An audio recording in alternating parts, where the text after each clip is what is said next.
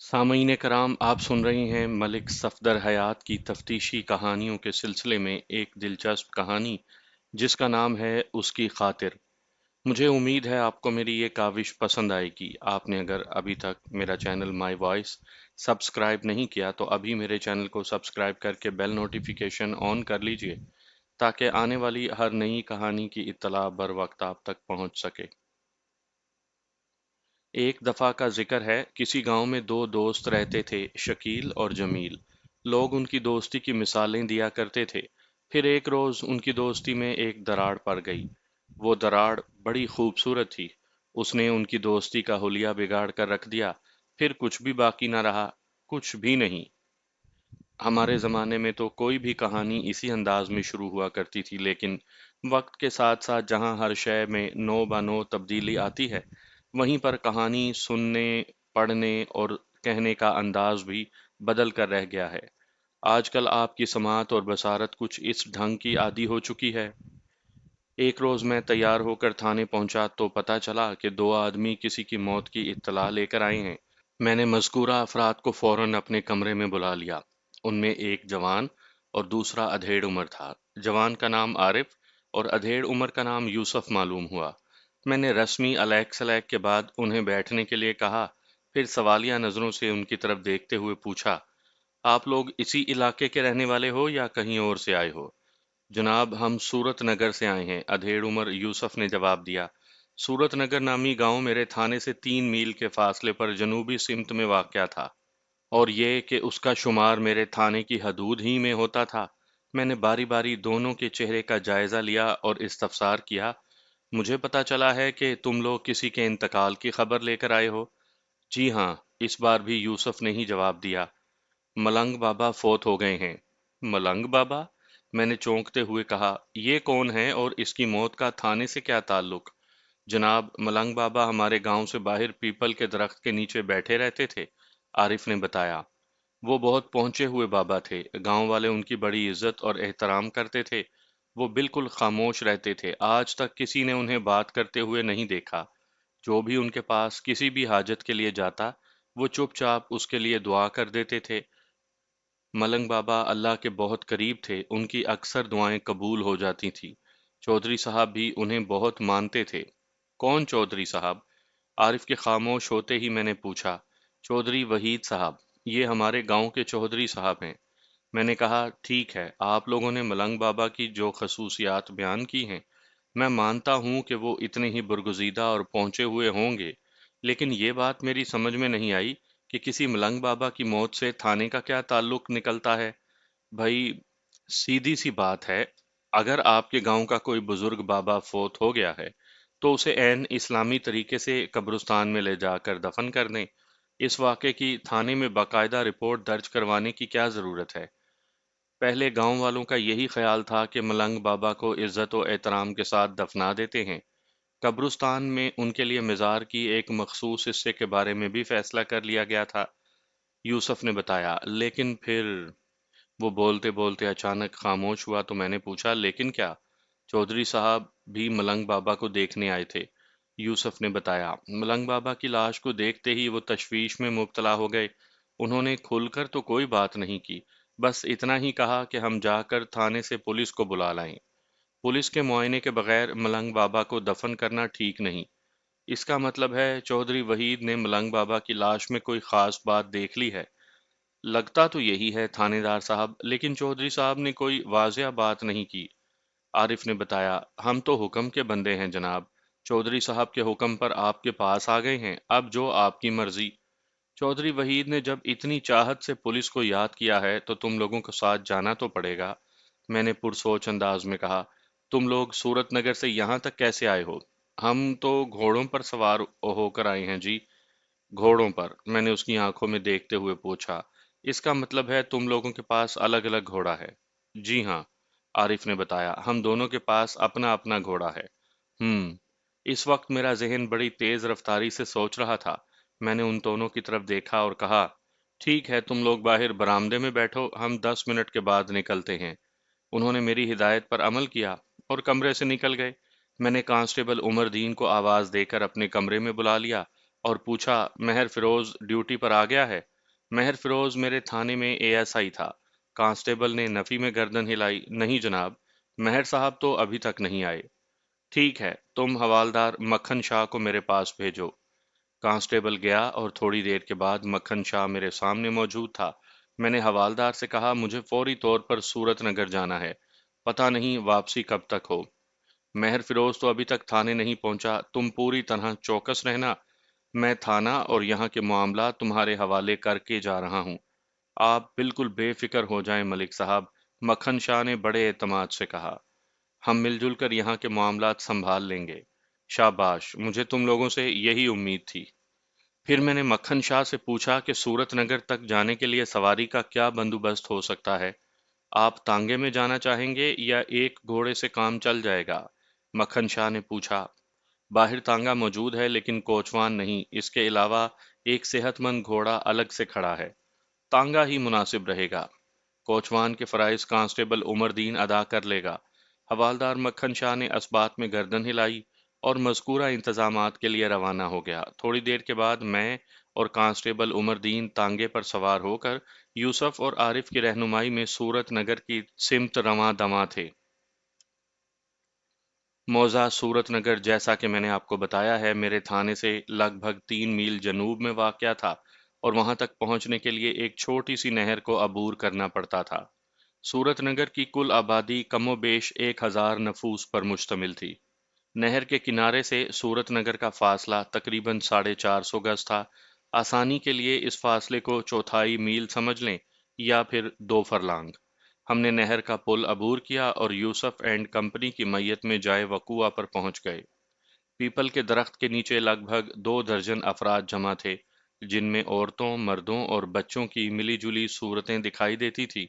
اس سے ملنگ بابا کی ہر دل عزیزی کا اظہار ہوتا تھا۔ وہ لوگ ایک دائرے کی شکل میں جائے وقوعہ پر موجود تھے۔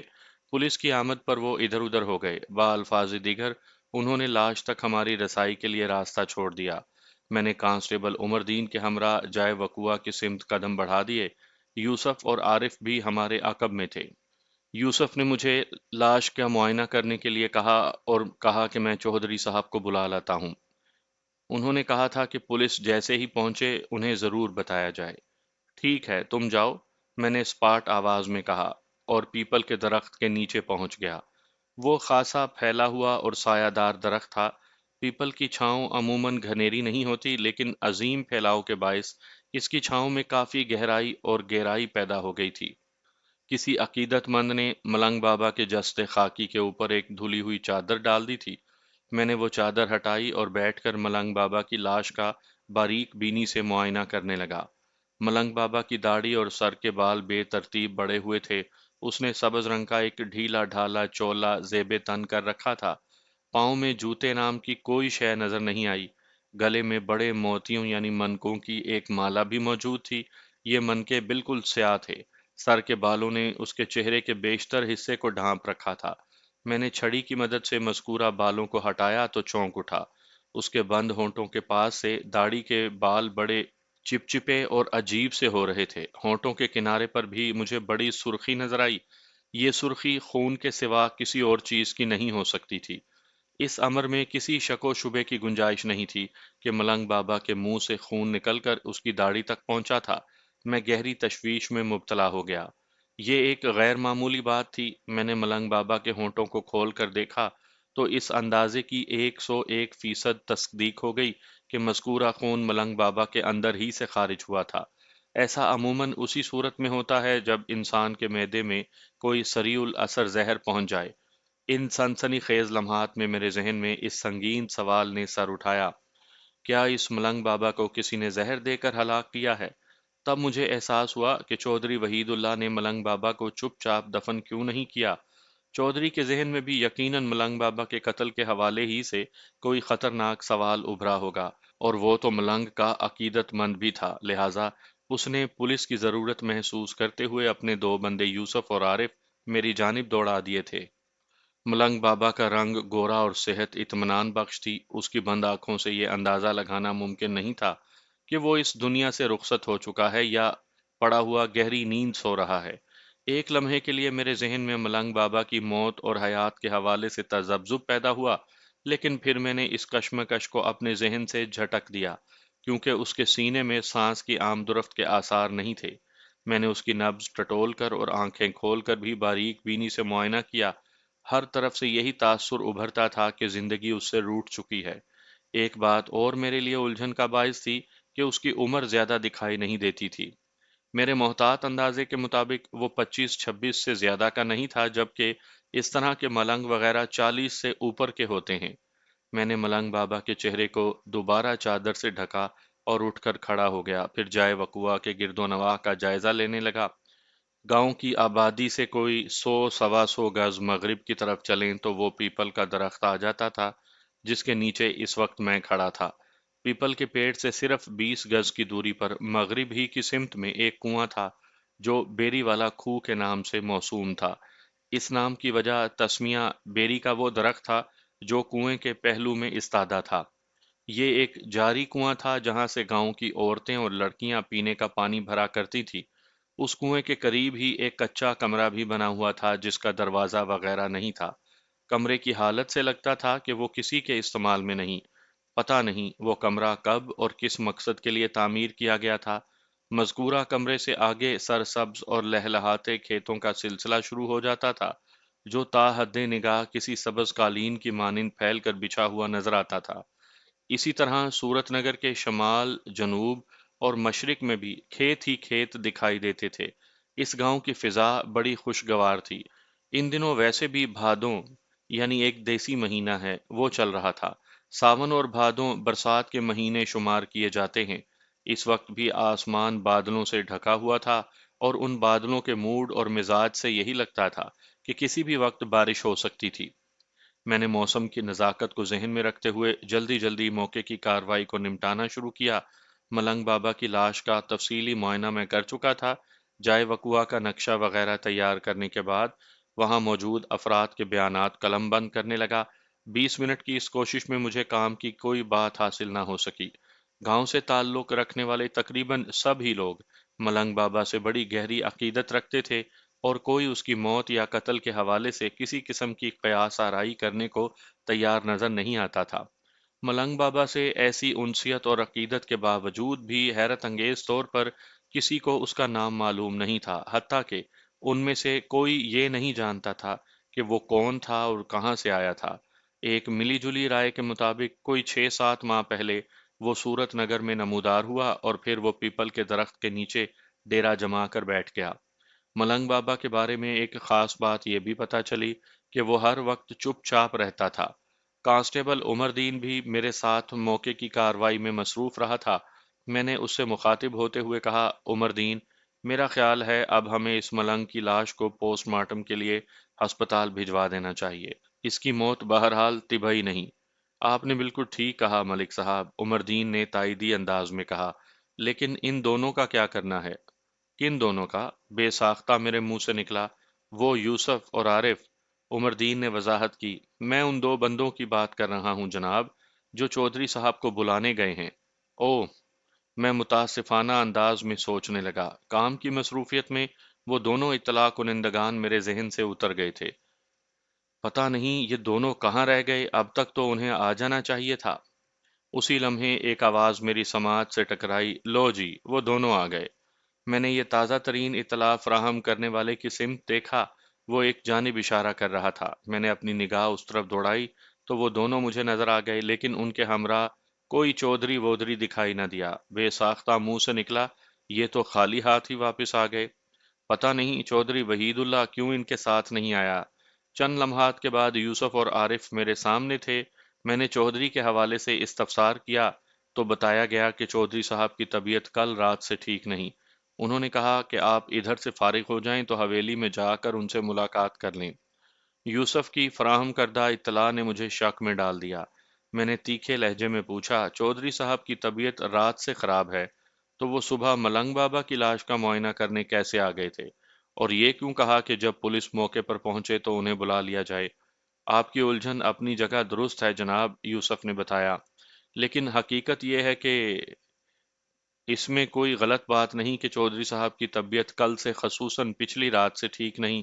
صبح جب انہیں ملنگ بابا کے بارے میں پتہ چلا تو وہ عقیدت میں بے اختیار یہاں چلے آئے۔ پھر ملنگ بابا کی لاش کو دیکھنے کے بعد انہوں نے ہمیں آپ کی طرف بھیجا۔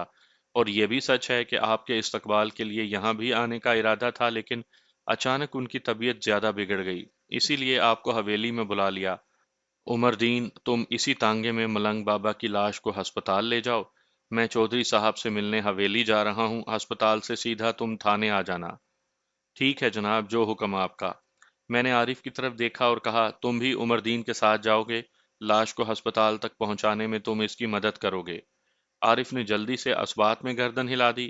ایک عمر رسیدہ بڈھے بابے نے مجھ سے پوچھا، تھانے دار جی، کیا ملنگ بابا کی لاش کو پوسٹ مارٹم کے لیے بھیج رہے ہیں؟ ظاہر ہے بزرگوں، میں نے اسبات میں جواب دیا۔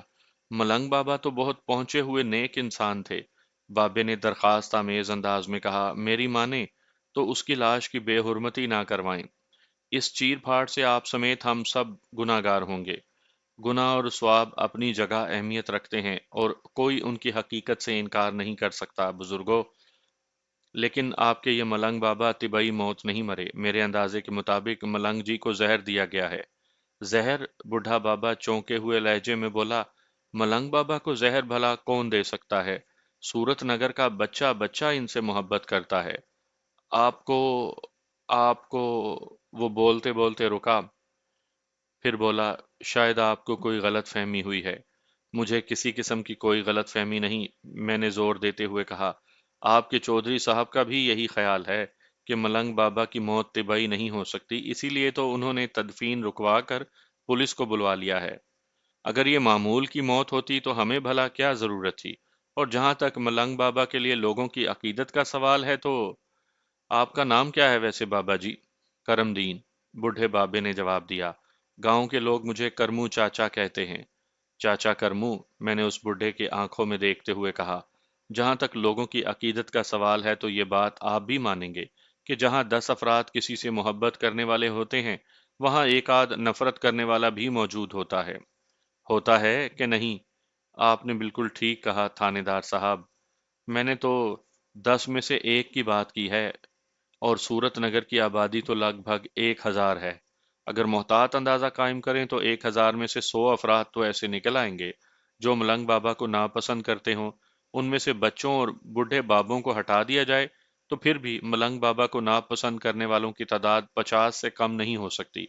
اب آپ خود ہی اندازہ لگا لیں کرمو چاچا۔ وہ بیچارہ لاجواب سا ہو کر چپ ہو گیا۔ میں نے ملنگ بابا کی لاش کو کانسٹیبل عمر دین کی نگرانی میں ہسپتال بھجوا دیا اور خود یوسف کے ساتھ چودھری وحید اللہ کی حویلی کی جانب چل پڑا۔ چودھری وحید اللہ کی عمر کا اندازہ میں نے 50 اور 55 کے درمیان قائم کیا۔ مختلف خدمت گاروں کی رہنمائی میں مجھے چودھری کے پاس اس کے بیڈ روم میں پہنچا دیا گیا۔ وہ اس وقت بیڈ پر نیم دراز تھا۔ رسمی علیک سلیک کے بعد میں نے پوچھا، کیا ہوا چودھری صاحب، آپ کی طبیعت اچانک کیسے خراب ہو گئی؟ بس جناب، میرا دل کمزور ہو گیا ہے۔ کل صبح ہی سے طبیعت ٹھیک نہیں، رات کو معاملہ زیادہ بگڑ گیا تھا۔ حکیم صاحب کوئی 2 گھنٹے تک ادھر میرے پاس رہے۔ دل کا مرض بڑے چودھری صاحب یعنی میرے ابا جی چودھری حمید اللہ کو بھی تھا، اور اسی دل کی بے وفائی نے ان کی جان لی تھی۔ پتہ نہیں اب باری کب آتی ہے۔ چودھری صاحب، مایوسی کو دانش مند لوگ بڑے گناہوں میں شمار کرتے ہیں۔ میں نے اس کی دل جوئی کرتے ہوئے کہا، آپ ہمت نہ ہاریں، انشاءاللہ سب ٹھیک ہو جائے گا۔ اللہ آپ کی زبان مبارک کرے ملک صاحب، وہ سنجیدگی سے بولا۔ میں نے پوچھا، چودھری صاحب، جب آپ کی طبیعت اتنی زیادہ خراب تھی، بلکہ خراب ہے، تو پھر آپ آج صبح ملنگ بابا کی لاش کو دیکھنے جائے وقوعہ پر کیوں گئے؟ بس جی، میں بے اختیار ہو گیا تھا۔ جیسے ہی مجھے پتا چلا کہ ملنگ بابا کا انتقال ہو گیا ہے، میں اپنی بیماری کو بھول بھال کر ادھر پیپل کے درخت کے نیچے پہنچ گیا۔ آپ اندازہ نہیں کر سکتے کہ میں ملنگ بابا کا کتنا احترام کرتا ہوں۔ مجھے کچھ کچھ اندازہ تو ہے چودھری صاحب، میں نے اس کی آنکھوں میں دیکھتے ہوئے کہا۔ یہ بات میں جان چکا ہوں کہ آپ ملنگ بابا سے بڑی عقیدت رکھتے تھے۔ ملنگ بابا میرے لیے کسی بڑے بزرگ کی طرح تھے۔ وہ گلوگیر آواز میں بولا، بالکل ایک باپ کی طرح۔ انہوں نے مجھ پر بڑا کرم کیا ہے، بلکہ ان کا ایک احسان ایسا ہے جسے میں ساری زندگی نہیں بھلا سکتا۔ مجھے کرید نے اکسایا اور میں پوچھے بنا نہ رہ سکا، ایسا کون سا احسان ہے چودھری صاحب؟ جواب دینے سے پہلے چودھری وحید نے چونک کر میرے عقب میں دیکھا اور تہکمانہ انداز میں کہا، ہاں لے آؤ منظورے۔ میرا روئے سخن چودھری کی جانب تھا، جبکہ پشت بیڈ روم کے داخلی دروازے کی طرف مجھے یہ سمجھنے میں ذرا دقت محسوس نہ ہوئی کہ اس نے میرے پیچھے کھڑے کسی منظور کو مخاطب کیا تھا۔ میں نے پلٹ کر اپنے عقب میں دیکھا تو ایک ملازم صورت شخص ناشتے سے لدی پھندی ایک ٹرے اٹھائے دکھائی دیا۔ آئندہ 2 منٹ کے اندر اس منظورے نے میرے سامنے ایک میز رکھ کر اس کو ٹرے سے سجا دیا، اور پھر چودھری نے اسے واپس جانے کا اشارہ کیا۔ وہ اللہ کا بندہ اور چودھری کا ملازم الٹے قدموں بیڈ روم سے نکل گیا۔ چودھری نے اشیاء خورد و نوش کو اوپر سے کپڑا ہٹایا اور مجھ سے مخاطب ہوا، بسم اللہ کریں جناب۔ اس تکلف کی کیا ضرورت تھی چودھری صاحب؟ میں نے وسیع اور اشتہا انگیز کھانوں سے سجے دسترخوان کا جائزہ لیتے ہوئے کہا، میں نے تو بڑا ٹائٹ ناشتہ کر رکھا ہے ملک صاحب۔ آپ نے ٹائٹ ناشتہ کیا ہے یا ڈھیلا ڈھالا، اس سے کوئی فرق نہیں پڑتا۔ وہ میرے لیے کھانے کا سامان پلیٹ میں منتقل کرتے ہوئے بولا، آپ سے دعا سلام اور جان پہچان تو کافی عرصے سے ہے، لیکن آج آپ پہلی مرتبہ میرے غریب خانے پر تشریف لائے ہیں۔ یہ کیسے ممکن ہے کہ آپ کچھ کھائے پیے بنا ہی چلے جائیں؟ حاجت تو نہیں چودھری صاحب، لیکن آپ جتنی محبت سے اصرار کر رہے ہیں میں انکار نہیں کر سکوں گا۔ یہ آپ میری عزت افزائی کر رہے ہیں ملک صاحب۔ میں نے کہا کہ آپ بھی لیں۔ میں اب لینے کے قابل کہاں رہا ہوں جناب۔ حکیم صاحب نے مرغی اور مرغن غذاؤں پر مکمل پابندی لگا دی ہے۔ آج کل سب کچھ پرہیزی چل رہا ہے۔ چودھری وحید اللہ کے محبت سے معمور اصرار کو دیکھتے ہوئے ضرورت نہ ہونے کے باوجود بھی میں نے بسم اللہ کر دی۔ چودھری صاحب، ملنگ بابا کی موت پر آپ نے پولیس کو بلانے کی ضرورت کیوں محسوس کی؟ میں اطلاع ملنے پر جب صبح بابا کو دیکھنے گیا تو مجھے ان کے ہونٹوں پر خون نظر آیا، جو ان کی داڑھی کے بالوں کو بھی بھگو رہا تھا۔ وہ ایک تکیے سے ٹیک لگانے کے بعد گہری سنجیدگی سے بولا، اس سے مجھے شک ہوا اور میں نے بابا کی تدفین کے انتظامات رکوا کر 2 بندے آپ کی طرف دوڑا دیے۔ میں آپ کے بندوں کی اطلاع پر ہی پہنچا ہوں چودھری صاحب۔ پھر پوچھا کہ ملنگ بابا کی لاش کو دیکھ کر آپ کو کس قسم کا شک ہوا تھا؟ میں سمجھتا ہوں، وہ بولا، ملنگ بابا کی موت قدرتی نہیں، اور ہونٹوں سے نکلنے والا خون کوئی اور ہی کہانی سنا رہا ہے۔ میرے خیال میں کسی ظالم انسان نے کوئی زہریلی شے کھلا کر ملنگ بابا کو ہلاک کیا ہے۔ میرا ذہن بھی کچھ ایسے ہی سوچ رہا ہے۔ زہر خورانی کے باعث عموماً ایسی ہی موت واقع ہوتی ہے۔ بہرحال میں نے ملنگ جی کی لاش کو پوسٹ مارٹم کے لیے ہسپتال بھجوا دیا ہے۔ ایک آدھ دن میں دودھ کا دودھ اور پانی کا پانی الگ ہو جائے گا۔ وہ مجھے دیکھتے ہوئے بولا، اگر یہ پتہ چل گیا کہ یہ طبعی موت نہیں اور واقعی کسی سازش کے تحت انہیں قتل کیا گیا ہے، تو پھر یہ کیسے پتہ چلے گا کہ ان کا قاتل کون ہے؟ یہ پتہ چلانا کہ ملنگ بابا کو کس نے قتل کیا ہے میری ذمہ داری بنتی ہے چودھری صاحب، اور میں یہ ذمہ داری آپ کے تعاون اور مدد سے پوری کروں گا۔ میں بھلا اس سلسلے میں آپ کی کیا مدد کر سکتا ہوں؟ میں نے تسلی آمیز انداز میں کہا، چودھری صاحب آپ خواہ مخواہ پریشان نہ ہوں، میں جانتا ہوں آپ کو دل کی تکلیف ہے۔ میں آپ سے دوڑنے بھاگنے کا کام ہرگز نہیں لوں گا۔ پھر وہ قدرے سنبھلتے ہوئے بولا، پھر میں آپ کی مدد کیسے کروں گا؟ درست معلومات فراہم کر کے۔ وہ مستفسر ہوا، مثلاً کس قسم کی معلومات ملک صاحب؟ آپ ملنگ بابا کے سب سے بڑے عقیدت مند تھے۔ تھے نہیں جناب، ہیں، کہیں ہیں۔ وہ میری بات مکمل ہونے سے پہلے ہی بول اٹھا، ملنگ بابا کی موت کا جتنا دکھ مجھے ہے اتنا کسی اور کو نہیں۔ آپ یقین جانے کہ مجھے پکا یقین ہے چودھری صاحب، میں نے اس کے ادھورے جملے کے جواب میں کہا۔ میں ملنگ بابا سے آپ کی جذباتی وابستگی کو اچھی طرح سمجھتا ہوں، اور اسی لیے میں 10 بندوں سے پوچھنے کے بجائے صرف آپ ہی سے سوال جواب کرنا چاہوں گا۔ میں جانتا ہوں ملنگ بابا کو آپ سے زیادہ اور کوئی نہیں جانتا۔ یہ تو آپ نے ٹھیک کہا ملک صاحب۔ میں نے پوچھا، خیر سے آپ نے ملنگ بابا کا نام کیا تھا؟ نام؟ اس نے چونک کر مجھے دیکھا، اس کا نام تو کسی کو بھی معلوم نہیں، سب انہیں ملنگ بابا یا صرف ملنگ جی کہا کرتے تھے۔ چودھری صاحب، اور کسی کو ملنگ بابا کا نام معلوم ہو یا نہ ہو، لیکن آپ کو تو پتہ ہونا چاہیے تھا۔ آپ ملنگ بابا سے بہت قریب تھے، آپ کی لا علمی مجھے ہضم نہیں ہوتی۔ وہ بات دراصل یہ ہے جناب کہ میں نے ان سے کبھی نام پوچھنے کی جرات نہیں کی، اور اس کی بھی ایک خاص وجہ تھی۔ کیا وجہ تھی چودھری صاحب؟ اس نے بتایا کہ ملنگ بابا ہر وقت خاموش رہتے تھے، کسی نے انہیں کبھی بات کرتے ہوئے نہیں دیکھا۔ میں نے اس خیال سے ان کا نام پوچھنے کی ہمت نہیں کی کہ وہ بولتے ہی نہیں، میرے سوال پر کہیں ناراض نہ ہو جائیں۔ ویسے بھی میں ان کا نام جان کر کیا کروں گا؟ وہ اشاروں کی زبان میں مجھ سے گفتگو کر لیا کرتے تھے اور ضرورت پڑنے پر میری روحانی مدد بھی کر دیا کرتے تھے۔ بس میں تو اسی میں خوش تھا۔ آپ کی طرح اور بھی کوئی شخص ملنگ بابا کے نام سے واقف نہیں۔ وہ لوگ یہ بھی نہیں جانتے کہ ملنگ بابا کہاں سے آیا تھا اور اس نے پیپل کے درخت کے نیچے ڈیرا کیوں لگا لیا تھا۔ اس گاؤں میں اسے ایسی کیا خاص بات نظر آئی کہ اس کے قدم آگے نہیں بڑھے؟ اوروں کی بات چھوڑیں چودھری صاحب، آپ تو ملنگ بابا کے بہت قریب تھے، آپ کو یہ ساری باتیں یا ان میں سے زیادہ تر تو پتہ ہونی چاہیے تھی۔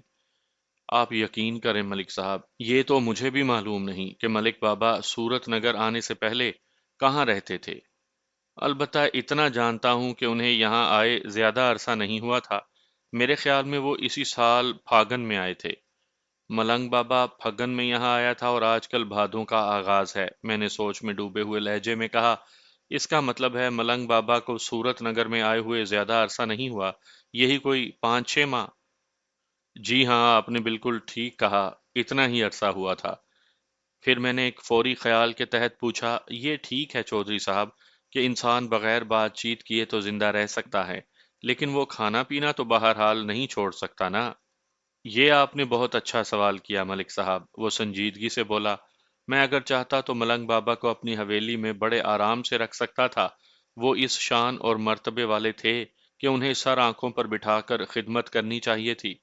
میری دلی خواہش بھی یہی تھی، مگر جب ابتدا میں نے ایسا کرنا چاہا تو ملنگ بابا نے اشاروں کی زبان میں مجھے اس کام سے روک دیا، اور وہ اس بات پر مصر رہے کہ پیپل کے نیچے ہی وہ آرام سے ہیں۔ پھر میں نے ضد نہیں کی اور میں نے اس کی بات کاٹی کہ میں ملنگ بابا کے کھانے کے بارے میں پوچھ رہا تھا۔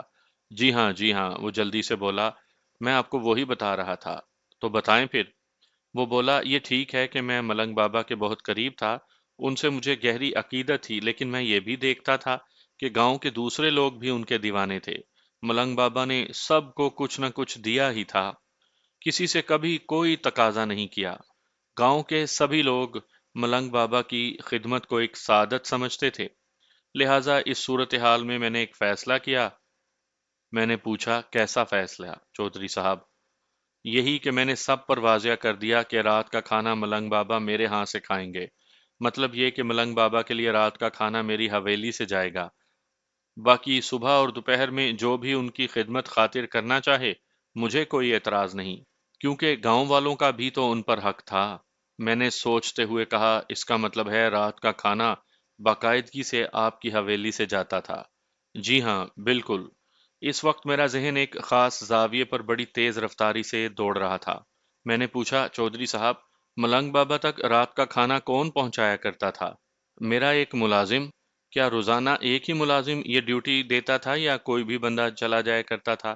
اس کام کے لیے میرا ایک ہی ملازم مخصوص تھا جناب، چودھری نے بتایا۔ اس بندے کا نام رمضان عرف رمزو ہے۔ وہ میرے بھروسے کا آدمی ہے ملک صاحب۔ اس کی آنکھوں سے معلوم ہوتا تھا کہ اس نے میری سوچ پڑھ لی ہو کہ میں کیا شک کر رہا ہوں۔ میں نے چودھری کی تسلی کے لیے تصدیقی انداز میں کہا، آپ یقیناً سمجھ گئے ہوں گے کہ میں کس انداز میں سوچ رہا ہوں۔ جی ہاں، آپ کا انداز سمجھ میں آ رہا ہے۔ آپ کو رمزو پر شک ہے نا؟ اس شک کی ایک ٹھوس وجہ ہے چودھری صاحب۔ یہ تو آپ بھی مان رہے ہیں کہ ملنگ بابا کی موت طبعی نہیں، اسی لیے آپ نے 2 بندے میری جانب دوڑائے، اور میں آپ کے اس دور اندیشانہ اقدام کی دل سے قدر کرتا ہوں چودھری صاحب۔ ملنگ بابا کے ہونٹوں پر موجود خون بازبان خاموشی یہ کہانی سناتا ہے کہ انہیں زہریلی شے کھلا کر موت کے گھاٹ اتارا گیا ہے، اور زیادہ امکان اس بات کا ہے کہ یہ زہر رات کے کھانے میں ہوگا۔ میں نے غلط تو نہیں کہا؟ آپ کے سوچنے کا انداز بالکل درست ہے ملک صاحب، لیکن میں آپ سے یہاں تھوڑا سا اختلاف کروں گا۔ کیسا اختلاف چودھری صاحب؟ وہ بتانے لگا، میری حویلی سے ملنگ بابا کے لیے رات کا جو کھانا بھیجا جاتا تھا وہ سورج غروب ہونے سے پہلے رمزوں ان تک پہنچا دیا کرتا تھا، یعنی اندھیرا ہونے سے قبل۔ تو اس سے کیا ثابت ہوتا ہے؟ اس سے یہ ثابت ہوتا ہے ملک صاحب کہ اگر بالفرض محال ملنگ بابا کی موت میری حویلی سے جانے والے کھانے سے ہوئی ہے تو ان کی موت کا وقت رات کے پہلے حصے کا ہونا چاہیے، جبکہ ان کے ہونٹوں پر پائے جانے والے خون کی حالت سے ظاہر ہوتا ہے کہ ان کی موت رات کے آخری حصے میں ہوئی ہوگی۔ آپ نے ان کی لاش کا تفصیلی معائنہ کیا ہے، یہ بات تو آپ بھی تسلیم کریں گے جناب؟ میں نے اس بات میں گردن ہلائی۔ موت کا بالکل درست وقت تو پوسٹ مارٹم کی رپورٹ سے سامنے آئے گا چودھری صاحب، لیکن میرا اندازہ بھی یہی ہے کہ ملنگ بابا کی موت رات کو نصف شب کے بعد کسی وقت ہوئی ہے۔ اس کا مطلب ہے کہ آپ مجھ سے اتفاق کرتے ہیں؟ مکمل نہیں جناب، میں نے اس کی آنکھوں میں دیکھا، کسی حد تک۔ کسی حد تک؟ اس نے آنکھیں پھیلائی۔ میں سمجھا نہیں۔ میں نے بتایا کہ میں آپ کا ہم خیال ہوں کہ ملنگ بابا کی موت رات کے آخری حصے میں ہوئی ہے، لیکن اس سے یہ ثابت نہیں ہوتا کہ ان کی موت آپ کی حویلی سے جانے والے کھانے سے نہیں ہوئی۔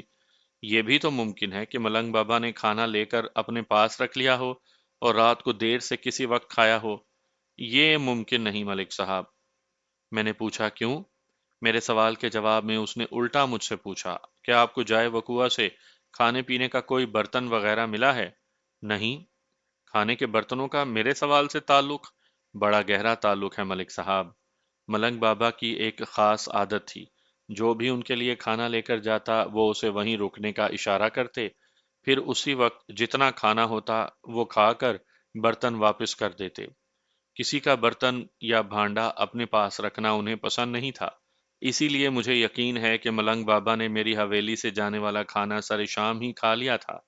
رمزو اس وقت تک ملنگ بابا کے پاس ہی بیٹھا رہا جب تک انہوں نے کھانا ختم نہیں کیا، اور اس کے بعد دعا نہیں دی۔ دعا؟ میں نے سوالیہ نظر سے چودھری وحید اللہ کی طرف دیکھا۔ جی ملک صاحب، کھانے کے اختتام پر ملنگ بابا اس شخص کے حق میں دعا کرتے تھے جو ان کے لیے کھانا لے کر آیا ہو یا جس نے وہ کھانا بھجوایا ہو۔ گزشتہ رات بھی یہی ہوا، کیونکہ میں نے رمزو سے بڑی کڑی پوچھ گچھ کی ہے جناب۔ وہ میرے بھروسے کا آدمی ہے، اس نے کبھی مجھ سے جھوٹ نہیں بولا۔ میں نے معنی خیز انداز میں کہا۔ خیر، پوسٹ مارٹم کی رپورٹ آ جائے تو یہ گتھی سلجھانے میں بڑی معاون ثابت ہوگی۔ یہ بھی پتہ چل جائے گا کہ اسے کس قسم کے زہر سے موت کے گھاٹ اتارا گیا ہے، اور اس کے ساتھ ہی یہ بات بھی سامنے آ جائے گی کہ وہ زہر کب اس کے معدے میں اترا تھا۔ بہرحال، آپ کو کوئی خاص بات سوچ رہے ہیں ملک صاحب؟ ہاں، آپ نے تو رمضان عرف رمزو سے کڑی پوچھ گچھ کر لی، سوچ رہا ہوں کہ کیوں نہ میں بھی اس کا ایک چھوٹا سا انٹرویو کر لوں۔ ضرور ضرور، لیکن اس کام کے لیے آپ کو کل تک انتظار کرنا پڑے گا۔ کل تک انتظار کیوں؟ وہ دراصل بات یہ ہے جناب، رمزو کو آج میں نے امین آباد بھیجا ہے، اس کی واپسی کل دوپہر تک ہوگی۔ امین آباد نامی وہ چھوٹا سا گاؤں صورت نگر سے کوئی 10 میل دور مشرقی سمت میں واقع تھا۔ یہ موضع بھی میرے تھانے کی حدود ہی میں آتا تھا۔ میں پوچھے بنا نہ رہ سکا، چودھری صاحب خیریت تو ہے نا؟ رمزو کو صبح ہی صبح آپ نے امین آباد کیوں روانہ کر دیا؟ امین آباد میں میری چھوٹی بہن بیائی ہوئی ہے۔ میں نے رمزو کو اپنی بہن زبیدہ بیگم کے پاس بھیجا ہے۔ زبیدہ اور اس کے شوہر چودھری دلدار کے لیے میں نے چند تحائف بھیجے ہیں۔ فکر والی کوئی بات نہیں، ادھر سب امن و امان ہے۔ آپ کہتے ہیں فکر والی کوئی بات نہیں، تو میں امین آباد کی طرف سے واقعی بے فکر ہو جاتا ہوں۔ میں نے سنجیدگی سے کہا، لیکن یہاں صورت نگر میں چونکہ خیریت نہیں، اس لیے مجھے آپ کا بھرپور تعاون درکار ہے۔ جناب، رمزو جیسے ہی واپس آئے گا میں سیدھا آپ کے پاس تھانے بھیج دوں گا۔ کوئی اور خدمت ہو تو حکم کریں۔ چودھری صاحب، ملنگ بابا کی موت کے حوالے سے آپ کے علم میں کوئی چھوٹی سے چھوٹی بات بھی آ جائے تو مجھے فوراً بتائیں۔ بے شک جناب، ملنگ بابا کی موت کا جتنا دکھ مجھے ہے اور کسی کو نہیں ہو سکتا، میری تو پہلی اور آخری خواہش یہی ہے کہ ان کا قاتل جلد از جلد قانون کی گرفت میں ہو۔ اسی لیے میں نے ملنگ بابا کی فوری تدفین روک کر آپ کو تفتیش کے لیے بلایا۔ میں اس کے قاتل کو کیفر کردار تک پہنچتا دیکھنا چاہتا ہوں۔ آپ کا بہت بہت شکریہ چودھری صاحب، میں نے صدقے دل سے کہا اور اٹھ کر کھڑا ہو گیا۔ اصل کہانی تو پوسٹ مارٹم کی رپورٹ کے بعد ہی کھلنی تھی، لیکن ایک بات کے لیے میں بڑا پر یقین تھا کہ ملنگ بابا کی موت کسی زہریلی شے کے استعمال سے واقع ہوئی تھی۔ ہونٹوں کے گوشوں میں پائے جانے والے خون کے علاوہ ملنگ کے چہرے کی رنگت بھی اسی جانب اشارہ کرتی تھی۔ لیکن اب ذہن میں سب سے خطرناک سوال یہ ابھرتا تھا کہ ملنگ بابا کی جان کا دشمن کون تھا؟ ایسا شخص کون تھا جس نے زہر دے کر ملنگ کو موت کے گھاٹ اتارا ہو؟ یہ سوال اس لیے بھی ذہنی الجھن اور تشویش کا باعث تھا کہ وہاں ملنگ بابا کا کوئی دشمن دکھائی نہیں دیتا تھا۔ میں نے جن جن لوگوں سے اس سلسلے میں پوچھ گچھ کی تھی، ان کے بیانات کے مطابق سورت نگر کا ہر شخص ملنگ بابا کی بڑی عزت کرتا تھا اور اس سے گہری عقیدت رکھتا تھا، مگر میں کسی بھی قیمت پر اس حقیقت کو نظر انداز نہیں کر سکتا تھا کہ ملنگ بابا کو زہر دے کر ہلاک کیا گیا تھا۔ اس کا واضح مطلب یہی تھا کہ ملنگ بابا کا قاتل سورت نگر میں موجود تھا، اور یہ بات بھی طے تھی کہ قاتل ملنگ بابا سے شدید نفرت کرتا ہوگا۔ مجھے سورت نگر کے اندر ہی سے قاتل کو تلاش کرنا تھا۔ انسان جب کسی مسئلے پر سوچنا شروع کرتا ہے تو نئی نئی راہیں کھل کر سامنے آنے لگتی ہیں۔ ان لمحات میں بھی ملنگ مرڈر کیس پر بڑی سنجیدگی سے غور کر رہا تھا۔ میرا ذہن کسی معمولی سے معمولی بات کو بھی نظر انداز کرنے کو تیار نہیں تھا۔ یہ بات تو بالکل واضح تھی کہ ملنگ بابا کے جسم میں اترنے والا زہر کھانے کے ذریعے اس کے معدے تک پہنچایا گیا تھا، یعنی اس کا جو کوئی بھی دشمن تھا اسی کی جانب سے ملنگ کے لیے کھانا گیا ہوگا۔ میں نے چودھری وحید اللہ سے ملاقات کر لی تھی، اور اس ملاقات کے بعد میں اس نتیجے پر پہنچا تھا کہ چودھری وحید اللہ ملنگ بابا کے قتل میں کسی بھی طور پر ملوث نہیں تھا۔ میں ایک بات کا ذکر کرنا بھول گیا کہ چودھری وحید اللہ سے ملاقات کے دوران میں نے اس سے ان برتنوں کے بارے میں پوچھا جن میں گزشتہ رات ملنگ بابا کو کھانا دیا گیا تھا۔ میں ان برتنوں کو لیبارٹری ٹیسٹ کے لیے بھجوانا چاہتا تھا، لیکن مجھے پتا چلا کہ ملازمائیں رات کو سونے سے پہلے تمام برتن بھانڈے دھو کر سویا کرتی تھی۔ اب نمبر آتا تھا رمضان عرف رمزو کا۔ رمزو کی یہ ڈیوٹی تھی کہ وہ روزانہ رات کا کھانا ملنگ بابا تک پہنچایا کرتا تھا۔ اس بات کے امکانات بہرحال تھے کہ ملنگ بابا کا کھانا حویلی سے صاف شفاف اور انتہائی صحت افزا چلا ہو، لیکن راستے میں رمزو نے اسے کسی خاص مقصد کے تحت زہریلا بنا دیا ہو۔ اگر ایسا ہی تھا تو اس سے یہ ظاہر ہوتا تھا کہ رمزو اپنے دل میں ملنگ کے لیے گہرا اناد رکھتا تھا۔ اس اناد کا سبب کیا تھا، یہ تو رمزو کا انٹرویو کرنے کے بعد ہی معلوم کیا جا سکتا تھا، اور اس رمزو کا انٹرویو کل دوپہر کے بعد ہی کیا جا سکتا تھا، کیونکہ چودھری وحید نے رمزو کی امین آباد سے واپسی کے بارے میں یہی بتایا تھا۔ قاتل کے حوالے سے اس کیس کا تیسرا پہلو یہ تھا کہ ملنگ بابا کی جان لینے والے کا تعلق چودھری کی حویلی سے نہ ہو بلکہ وہ گاؤں کا کوئی اور باسی ہو، لیکن اس بات میں کسی شک و شبے کی گنجائش نہیں تھی کہ نامعلوم قاتل کے پاس ملنگ بابا کو قتل کرنے کا کوئی حتمی جواز رہا ہوگا۔ اسی سوچ کے دوران میرے ذہن میں یہ خیال ابھرا کہ مجھے جائے وقوع سے گاؤں تک کا کھرا اٹھانا چاہیے۔ اس طرح تفتیش کے دائرے کو بآسانی محدود کیا جا سکتا تھا۔ میں اس کھرے کی مدد سے یہ جاننے میں کامیاب ہو جاتا کہ گزشتہ رات گاؤں کے اندر سے پیپل کے درخت تک اور پیپل کے درخت سے گاؤں تک کون کون گیا تھا۔ یہ اتنا آسان کام تو نہیں تھا جیسا بیان کرنے سے محسوس ہوتا ہے، لیکن فوری طور پر اس کا سہارا لینے کے سوا کوئی اور چارہ بھی نہیں تھا۔ میں نے کھرے کے خیال کے ساتھ ہی کانسٹیبل عمر دین کو اپنے کمرے میں بلایا۔ وہ تھوڑی دیر پہلے ہی ہسپتال سے لوٹا تھا۔ میں نے جائے وقوع سے عمر دین کو لاش کے ساتھ سرکاری ہسپتال بھیج دیا تھا۔ عمر دین میرے سامنے بیٹھ چکا تو میں نے پوچھا، ہمارے پاس ایک کھوجی ہے، مبارک حسین، وہ اس وقت کہاں مل سکتا ہے؟ چاچا مبارک اپنے گھر میں ہی ہوگا جناب۔ کوئی کام ہو تو میں اسے ابھی بلا لیتا ہوں۔ کام تو ہے عمر دین، لیکن تمہارے ترنت جواب سے محسوس ہوا کہ تمہیں مبارک حسین کو بلانے سے زیادہ خوشی اپنے گھر والوں سے ملنے کی ہے۔ کیا میں نے غلط کہا؟ نہیں جناب، آپ نے بالکل درست کہا، یہ تو ایک قدرتی بات ہے۔ یہ کیسے ممکن ہے کہ میں مرشد آباد جاؤں اور اپنے بیوی بچوں سے نہ ملوں؟ ویسے وہاں جانے کا اصل مقصد چاچا مبارک کو بلا کر لانا ہی ہوگا۔ موضع مرشد آباد میرے تھانے سے لگ بھگ 2.5 میل کے فاصلے پر جنوبی سمت میں واقع تھا، یعنی نہر کے کنارے سے کوئی آدھ میل دور، لیکن یہ تھانے سے نہر کی طرف جانے والے راستے سے تھوڑا سا ہٹ کر تھا۔ سب سے اہم بات یہ تھی کہ مرشد آباد میں کانسٹیبل عمر دین کا گھر تھا اور کھوجی مبارک حسین کی رہائش بھی وہیں تھی۔ وہ دوپہر کا وقت تھا۔ میں نے عمر دین سے کہا، تو ٹھیک ہے، تم فوراً مرشد آباد روانہ ہو جاؤ اور جتنی جلدی ہو سکے کھوجی کو اپنے ساتھ لے کر میرے پاس آؤ۔ آپ یقیناً ملنگ بابا کے سلسلے میں کھرا وغیرہ نکلوانا چاہتے ہیں۔ تمہارا اندازہ درست ہے عمر دین۔ میں یہ جاننا چاہتا ہوں کہ کل دن میں خصوصاً دوپہر سے شام تک گاؤں کے اندر سے ملنگ بابا تک کون کون آیا تھا۔ یہ بات تو تمہارے علم میں آ چکی ہے نا کہ ملنگ بابا کی موت قطعاً طبعی نہیں۔ تم جائے وقوع کے معائنے کے دوران میں میرے ساتھ ہی تو تھے۔ جی جی ملک صاحب، ملنگ بابا کی لاش سے تو یہی اندازہ ہوتا ہے، باقی حقیقت تو پوسٹ مارٹم رپورٹ کے بعد ہی کھل کر سامنے آئے گی۔ میں ابھی جاتا ہوں جناب، اور اگر اللہ نے چاہا تو گھنٹے 2 گھنٹے بعد میں چاچا مبارک کو اپنے ساتھ لے کر آپ کے سامنے حاضر ہو جاؤں گا۔ میں نے اسے جانے کی اجازت دے دی۔ عمر دین نے گھنٹے 2 گھنٹے بعد واپسی کی بات کی تھی، لیکن ابھی اسے میرے کمرے سے رخصت ہوئے صرف 5 منٹ ہوئے تھے کہ وہ دوبارہ میرے سامنے کھڑا تھا۔ اس کا چہرہ لٹکا ہوا تھا۔ کیا ہوا عمر دین؟ میں نے اس کی حالت کے پیش نظر پوچھا۔ وہ مایوسی بھرے لہجے میں بولا، ملک صاحب، مرشد آباد جانے کا اب کوئی فائدہ نہیں۔ کیا مطلب؟ جناب، باہر بارش ہو رہی ہے، وہ انکشاف انگیز لہجے میں بولا۔ او میرے خدایا، بے ساختہ میری زبان سے نکلا۔ عمر دین کا اندازہ بالکل درست تھا۔ بارش ہو جانے کا سبب تمام کا تمام کھرا صفائے دھرتی سے نیست و نابود ہو جانا تھا۔ پھر کسی کھوجی کو بلانے کا کوئی جواز تھا، اور نہ ہی کھرا وغیرہ اٹھانے سے کوئی فائدہ۔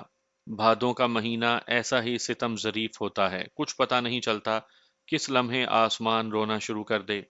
ادھر دھوپ، ادھر بارش، اور تھوڑے ہی دیر کے بعد سب صاف۔ پھر ہمارے درمیان ملنگ بابا کی موت کے حوالے سے گفتگو ہونے لگی۔ ساون اور بھادوں کی برسات کا ذکر آیا تو میرے ذہن میں ایک اچھوتا سوال ابھرا۔ مجھے اس بات پر بھی حیرت ہوئی کہ میں نے پہلے اس انداز میں کیوں نہیں سوچا۔ میں نے اپنے سامنے بیٹھے کانسٹیبل سے پوچھا، عمر دین، کیا تمہارے علم میں یہ بات تھی کہ سورت نگر میں پیپل کے درخت کے نیچے کوئی ملنگ بابا پچھلے 6 مہینے سے دھرنا دیے بیٹھا ہے؟ جی ہاں، مجھے ملنگ بابا کی موجودگی کے بارے میں خبر تھی۔ میری معلومات کے مطابق وہ فروری کے مہینے میں وہاں آیا تھا، اور دیکھتے ہی دیکھتے اس نے سورت نگر والوں کو اپنا گرویدہ بنا لیا تھا۔ میری تو عقل میں نہیں آ رہا کہ وہاں ایسا کون شخص اس کا دشمن تھا۔ میں نے اس کی ذہنی الجھن پر توجہ دیے بغیر خود کلامی کے سے انداز میں کہا، وہ ملنگ فروری سے سورت نگر میں تھا، اور اب اگست ہونے والا ہے۔ کیا بتا سکتے ہو کہ ملنگ بابا نے موسم برسات کا مقابلہ کس طرح کیا ہوگا؟ جی، میں سمجھا نہیں ملک صاحب۔ میں نے سمجھایا، وسط جولائی سے ساون کا مہینہ شروع ہو جاتا ہے، اور آج کل بھادوں کا پہلا ہفتہ ہے۔ ساون بھادوں برسات کے مہینے ہیں، اور اس سال تو برسات بھی خوب جھوم کر آئی ہے۔ دیکھ لو، اس وقت بھی باہر دھواں دھار بارش ہے۔ میں نے دیکھا تو نہیں، مگر سننے میں یہی آیا ہے کہ ملنگ بابا 24 گھنٹے پیپل کے درخت کے نیچے بیٹھا رہتا تھا۔ کیا وہ چھم چھم برستی بارش میں بھی پیپل کے پیڑ کے نیچے دھرنا دیے بیٹھتا تھا؟ اگر ایسا تھا تو اس کے گیلے لباس کا کیا ہوا ہوگا؟ بھیگے ہوئے لباس میں اس کی بے بسی کا عالم عقیدت مندوں سے کیسے دیکھا جاتا تھا، خصوصاً چودھری وحید اللہ سے؟ اب تو یہ قدرتی طور پر ممکن نہیں کہ ہر طرف بارش ہو اور ملنگ بابا سوکھا ہی بڑے اطمینان سے پیپل کے درخت کے نیچے پڑا رہے۔ ہاں، واقعی ایسا تو ممکن نہیں، لیکن مجھے معلوم ہے کہ ملنگ بابا برسات سے اپنا بچاؤ کس طرح کرتا تھا۔ مجھے بھی بتاؤ۔ وہ بتانے لگا، ملک صاحب، آج صبح جب ہم جائے وقوعہ پر موجود تھے، آپ نے دیکھا ہوگا پیپل کے پیڑ سے چند گز آگے بیری والا کھوہ ہے، اور اس کھوہ کے ساتھ ہی ایک کچا کمرہ ہے، نیچی چھت والا۔ یہ چھوٹا سا کمرہ کھڑکی دروازے سے آزاد ہے۔ ہاں ہاں، میں نے وہ کمرہ دیکھا ہے۔ اس سے آگے کھیتوں کا سلسلہ شروع ہوتا ہے، مگر میری سمجھ میں نہیں آیا کہ وہ کمرہ کس مقصد کے لیے تعمیر کیا گیا تھا۔ کسی زمانے میں وہ کمرہ سورت نگر میں ایک مزارے کے استعمال میں تھا، عمر دین نے بتایا، لیکن پچھلے کچھ عرصے سے وہ یوں ہی متروک پڑا ہے۔ برسات کے وقت ملنگ بابا میری معلومات کے مطابق اسی کمرے میں پناہ لیا کرتا تھا۔ عمر دین، لگتا ہے تم سورت نگر کے حالات سے اچھی خاصی واقفیت رکھتے ہو۔ بس جناب، ایسی خبریں تو خود بخود ادھر ادھر سفر کرتی رہتی ہیں۔ میں نے پوچھا کہ عمر دین، تمہارے خیال میں ملنگ بابا کی جان کا دشمن کون ہو سکتا ہے؟ میں نے اس سلسلے میں ذہن کو چاروں طرف دوڑایا ہے ملک صاحب، لیکن اس سوال کا جواب تلاش نہیں کر سکا۔ سمجھ میں نہیں آتا کہ اتنی جرت کا مظاہرہ کس نے کیا، جبکہ گاؤں کے چودھری صاحب بھی ملنگ کے عقیدت مندوں میں شامل تھے، بلکہ سب سے آگے تھے۔ آپ یقین کریں جناب، چودھری وحید اللہ ملنگ بابا کا بڑا احترام کرتا تھا۔ اس بات کا مجھے بخوبی اندازہ ہو چکا ہے۔ میں چودھری وحید اللہ سے ایک بھرپور ملاقات کر آیا ہوں۔ وہ ملنگ بابا کا بہت احسان مند ہے۔ احسان مند کس معاملے میں؟ عمر دین نے کریدا۔ اس نے کوئی واضح بات تو نہیں کی، بس اتنا ہی کہا تھا، ملنگ بابا کا مجھ پر ایک اتنا بڑا احسان ہے کہ میں ساری زندگی نہیں بھلا سکوں گا۔ میں نے اس سے پوچھا بھی تھا کہ ایسا کون سا احسان ہے چودھری صاحب۔ اس سے پہلے کہ وہ میرے سوال کا جواب دیتا، ایک ملازم ناشتے کی ٹرے لے کر کمرے میں داخل ہوا اور ہماری بات ادھوری رہ گئی۔ منظورہ نامی وہ ملازم جب وہاں سے رخصت ہوا تو ہم دوسری باتوں میں لگ گئے۔ پھر میں چودھری صاحب سے ملنگ بابا کے اس عظیم احسان کے بارے میں پوچھ نہ سکا۔ میرا دھیان ایک خاص واقعے کی طرف جا رہا ہے جناب، وہ پرسوچ انداز میں بولا۔ میں نے پوچھا، اس واقعے کا تعلق ملنگ بابا کے احسان عظیم سے ہے؟ جی ہاں، میں اسی حوالے سے بات کر رہا ہوں۔ تفصیلات کیا ہیں؟ میں ایک دم سیدھا ہو کر بیٹھ گیا۔ وہ بتانے لگا، چودھری وحید اللہ کی عمر اس وقت 55 کے قریب ہے۔ اس کی شادی کو لگ بھگ 30 سال کا عرصہ گزر چکا ہے، لیکن بدقسمتی سے ابھی تک ان کی اولاد پیدا نہیں ہو سکی۔ ابھی تک پیدا نہیں ہو سکی تھی؟ کیا مطلب؟ میں نے قطع کلامی کی۔ یہ بات تو میرے علم میں تھی کہ چودھری وحید اللہ بے اولاد تھا، لیکن کانسٹیبل عمر دین نے اپنے بیان میں ابھی تک کے جو الفاظ استعمال کیے تھے، اس سے میں چونک اٹھا۔ چھٹی حس کہہ رہی تھی کہ عمر دین کوئی سنسنی خیز انکشاف کرنے جا رہا تھا۔ میں وہی تو بتا رہا تھا جناب۔ ابھی تک سے میری مراد یہ تھی کہ اب چودھری کے باپ بننے کے آثار پیدا ہو چکے ہیں۔ چودھری کی بیوی فردوس بیگم پچھلے چند ماہ سے امید سے ہے، اور یہ سب کچھ ملنگ بابا کے کرم سے ہوا ہے۔ میرا خیال ہے چودھری صاحب نے ملنگ بابا کے اسی احسان کا ذکر کیا ہوگا۔ عمر دین کے انکشاف نے میرے پورے وجود میں ایک سنسنی سی دوڑا دی تھی۔ میں نے پوچھا، ملنگ بابا نے چودھرائن پر یہ کرم کس طرح کیا؟ سننے میں آیا ہے کہ چودھری صاحب ملنگ بابا کے پاس اولاد کی دعا کروانے جاتے تھے۔ پتہ نہیں ملنگ بابا نے اشاروں میں چودھری کو کیسے سمجھایا کہ وہ چودھرائن پر خصوصی کرم کرے گا۔ چودھری نے درخواست کی کہ ملنگ بابا حویلی میں آ کر فردوس بیگم پر دم کر دیں۔ ملنگ بابا نے اپنے سب سے چہیتے عقیدت مند کی یہ بات مان لی اور باقاعدہ 3 روز تک حویلی میں آ کر چودھرائن پر دم کرتا رہا، جس کے نتیجے میں چودھرائن کا پاؤں بھاری ہو گیا۔ اب نئے سال کے پہلے مہینے میں چودھری وحید اللہ باپ بن جائے گا۔ تم تو چھپے رستم ہو عمر دین، بلکہ عالمی جاسوس ہو جو اتنی اندر کی باتیں تمہیں پتا ہے۔ مجھے یقین ہے کہ تم یہ بھی جانتے ہوگے کہ ملنگ بابا نے چودھری وحید کے سامنے چودھرائن پر دم کیا تھا یا تنہائی میں لے جا کر؟ دم تو ملنگ بابا نے تنہائی ہی میں کیا تھا جناب، اس نے بتایا۔ وہ 3 دن تک 1 گھنٹے کے لیے چودھرائن کو لے جا کر ایک کمرے میں بند ہو جاتا، دم سے فارغ ہونے کے بعد کمرہ کھول دیا جاتا۔ چوتھے روز ملنگ بابا نے اشاروں میں چودھری کو بتایا کہ اس نے اپنی طرف سے کام پکا کر دیا ہے، جلد ہی چودھرائن اسے خوشخبری سنائے گی۔ اور پھر ایسا ہی ہوا۔ 1 ماہ کے بعد چودھرائن نے چودھری وحید کو واقعی خوشخبری سنا دی۔ چودھری کی خوشی کا کوئی ٹھکانہ نہیں تھا۔ آپ خود سوچیں جناب، ملنگ بابا نے چودھری کا کتنا بڑا کام کیا تھا۔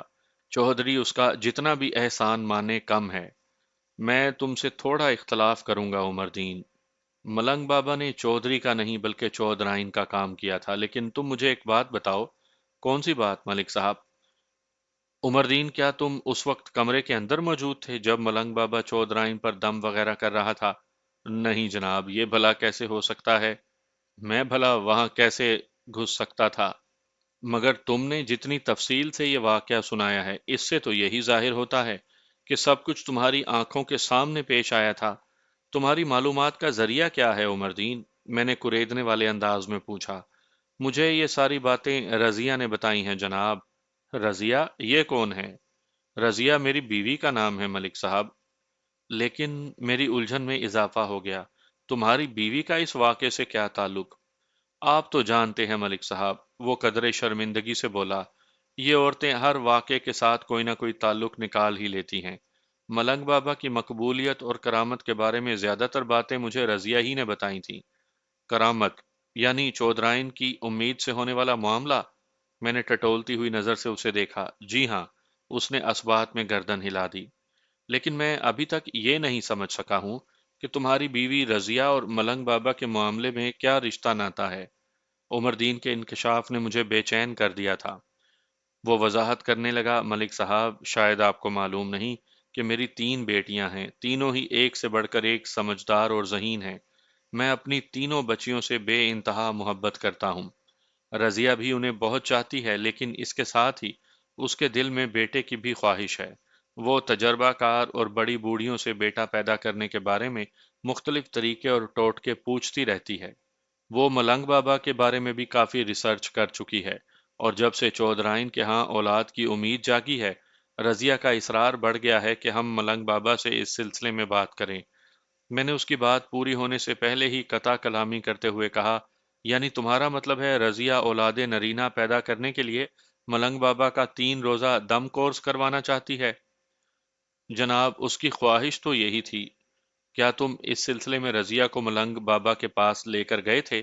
نہیں، اس نے نفی میں گردن ہلائی۔ سچی بات تو یہ ہے ملک صاحب کہ اس کام کے لیے میرا دل ہی نہیں مانا، اور اب تو خیر یہ ممکن ہی نہیں رہا، کیونکہ ملنگ بابا اب اس دنیا سے منتقل ہو چکے ہیں۔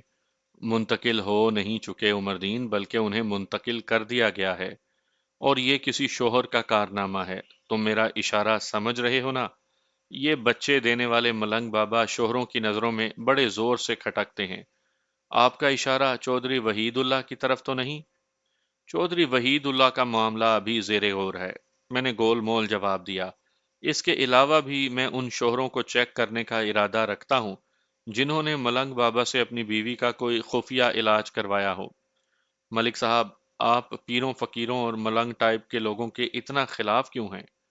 دیکھو مردین، میں نے گمبھیر انداز میں کہا، سچے پیر فقیر اور ملنگ وغیرہ اللہ کے دوست ہوتے ہیں، یعنی ولی اللہ۔ میں اولیاء کرام اور علماء دین کے کبھی خلاف نہیں رہا، بلکہ دل سے ان کا بڑا احترام کرتا ہوں، کیونکہ یہ دنیا انہی اللہ والوں کے دم قدم سے چل رہی ہے۔ میں صرف ان لوگوں کے خلاف ہوں جو بزرگی کے لبادے میں کسی اور ہی مشن پر ہوتے ہیں۔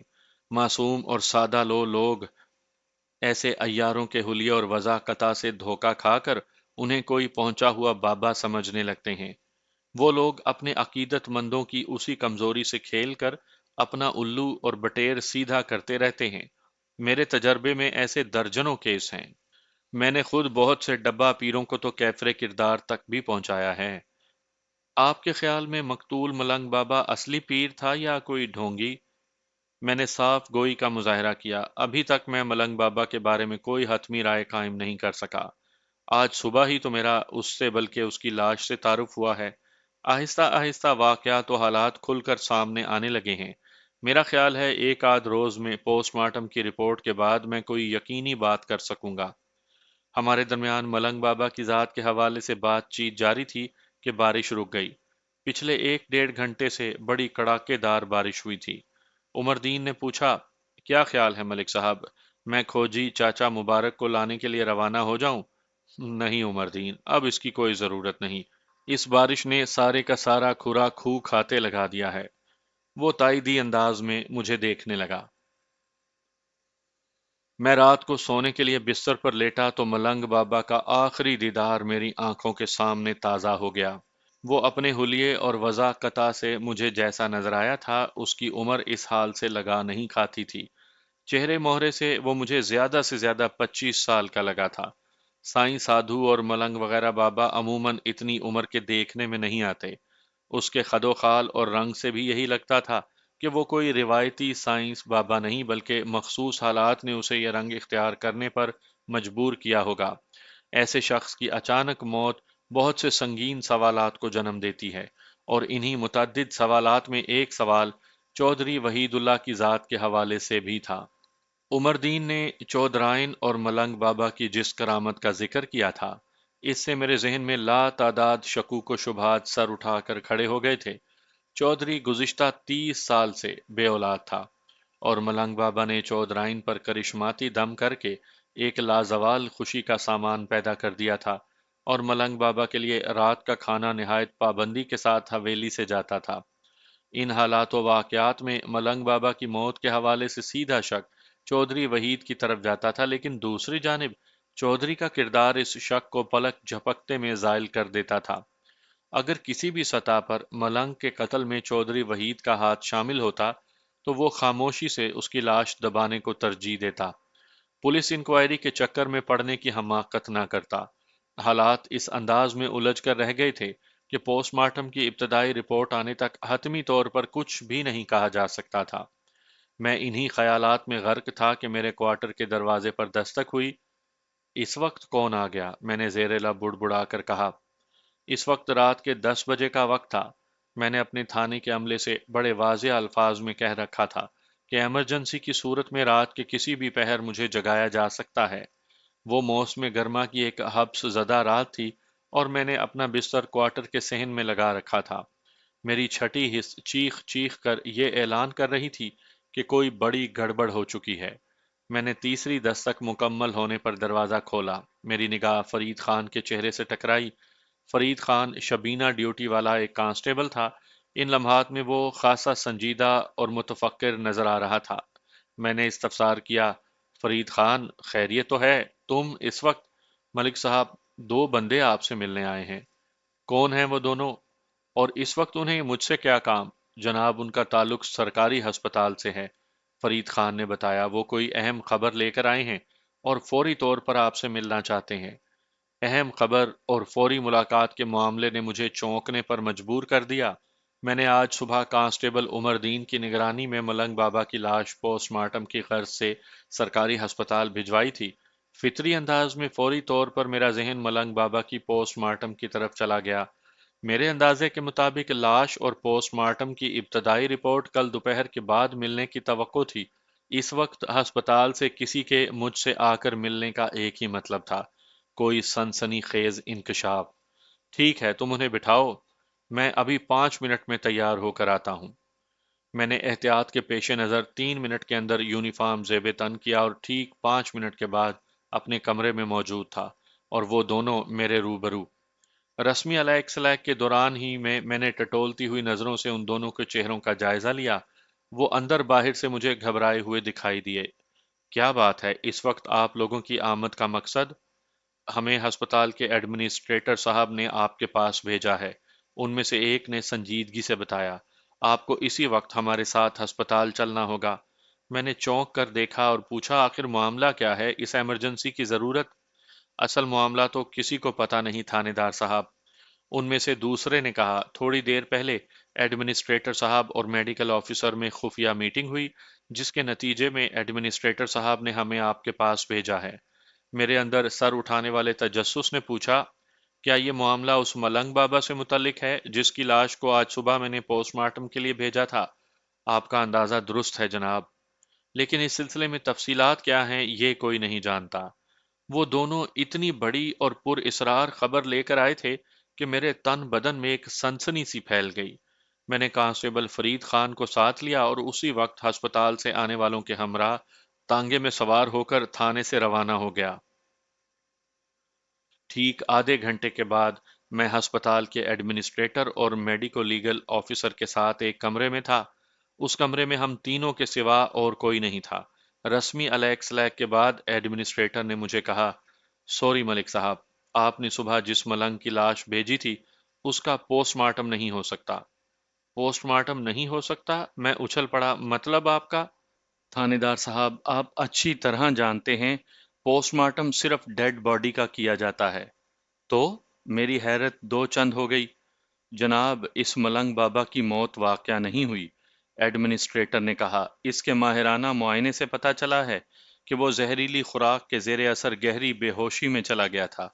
اس کے جسم کو دیکھ کر بظاہر ایسا ہی لگتا تھا کہ وہ اب اس دنیا میں باقی نہیں رہا، لیکن حقیقت یہ ہے کہ وہ زندہ ہے۔ میں ہکا بکا باری باری ان دونوں کے چہرے دیکھنے لگا۔ میڈیکو لیگل آفیسر تفصیلات سے آگاہ کرتے ہوئے بولا، ہمارے پاس جو ڈیڈ باڈیز لائی جاتی ہیں ان کا پوسٹ مارٹم شروع کرنے سے پہلے ہم چند ایک حساس نوعیت کے ٹیسٹ کرتے ہیں، جس کے نتیجے میں یہ بات یقینی ہو جاتی ہے کہ وہ شخص 101% زندوں میں شمار کیے جانے کے قابل نہیں۔ ایسے ہی ایک ٹیسٹ سے پتہ چلا کہ ملنگ بابا میں زندگی کی رمق باقی ہے۔ یہ ایک حیرت انگیز انکشاف تھا۔ اس انکشاف کے بعد میں نے پوسٹ مارٹم کے عمل کو شروع ہونے سے پہلے ہی رکوا دیا اور متعلقہ عملے کو فوری ہدایت کی کہ وہ ملنگ بابا کو گہری بے ہوشی کے عالم سے ہوش میں لانے کی سر توڑ کوششیں شروع کر دیں۔ ان کوششوں کا کوئی مثبت نتیجہ برآمد ہوا؟ میڈیکو لیگل آفیسر کے خاموش ہوتے ہی میں نے سرسراتی ہوئی آواز میں سوال کیا۔ وہ اسبات میں گردن ہلاتے ہوئے بولا، جی ہاں، ہم نے ملنگ بابا کے معدے کو زہریلی خوراک سے پاک کر دیا ہے۔ اس زہر نے خون میں شامل ہو کر جو کارنامے دکھائے ہیں ان کے تاثرات کو زائل کرنے کی پوری کوشش کی جا رہی ہے۔ ملنگ بابا خطرے کے زون سے تو باہر نکل آیا ہے، مگر ابھی حواس میں نہیں آ سکا۔ وہ گہری نیند میں ہے۔ امید ہے کل صبح یا پھر دوپہر تک وہ مکمل ہوش و حواس میں آ جائے گا۔ اس کی بے ہوشی اور گہری نیند میں ان ادویات کا بھی ہاتھ ہے جو زہر کے تریاق کے طور پر ملنگ بابا کے جسم میں انجیکٹ کی گئی ہیں۔ کیا میں ابھی ملنگ بابا کو دیکھ سکتا ہوں؟ بے ساختہ میرے منہ سے نکلا۔ کیوں نہیں ملک صاحب؟ ملنگ بابا، آپ کا کیس ہے، آپ کو ملاقات سے روکا تو نہیں جا سکتا نا؟ ویسے کیا آپ کو ملنگ بابا کے زندہ بچ جانے سے خوشی نہیں ہوئی؟ یہ بھی بھلا کوئی پوچھنے والی بات ہے جناب۔ ملنگ بابا کے زندہ بچ جانے سے تو یہ کیس حل کرنا بہت آسان ہو جائے گا۔ اب تک اس سلسلے میں کوئی پیش رفت ہوئی ہے؟ کوئی خاص نہیں، میں نے گول مول جواب دیا۔ آخر آپ پولیس والے ہیں نا؟ کیا مطلب؟ میں نے الجھن زدہ انداز میں پوچھا۔ مطلب یہ کہ ہم سے ایک ایک بات کریت کریت کر پوچھ لیں گے اور جب ہم آپ کی تفتیش سے متعلق کوئی سوال کریں تو بڑا ڈپلومیٹک جواب ملتا ہے کہ نہیں، ایسی کوئی بات نہیں جناب۔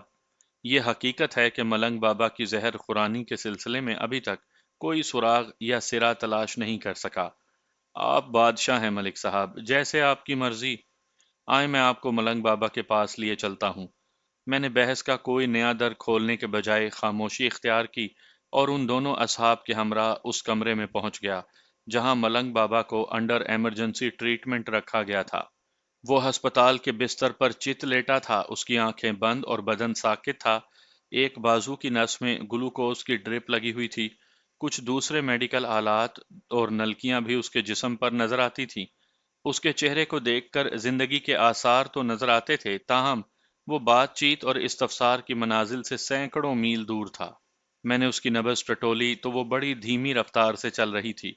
خوشی اور اطمینان کی بات یہ تھی کہ ملنگ بابا زندہ تھا، جس کا واضح مطلب یہ تھا کہ مکمل طور پر ہوش میں آنے کے بعد اس کی زبان سے سنسنی خیز انکشافات کی توقع کی جا سکتی تھی۔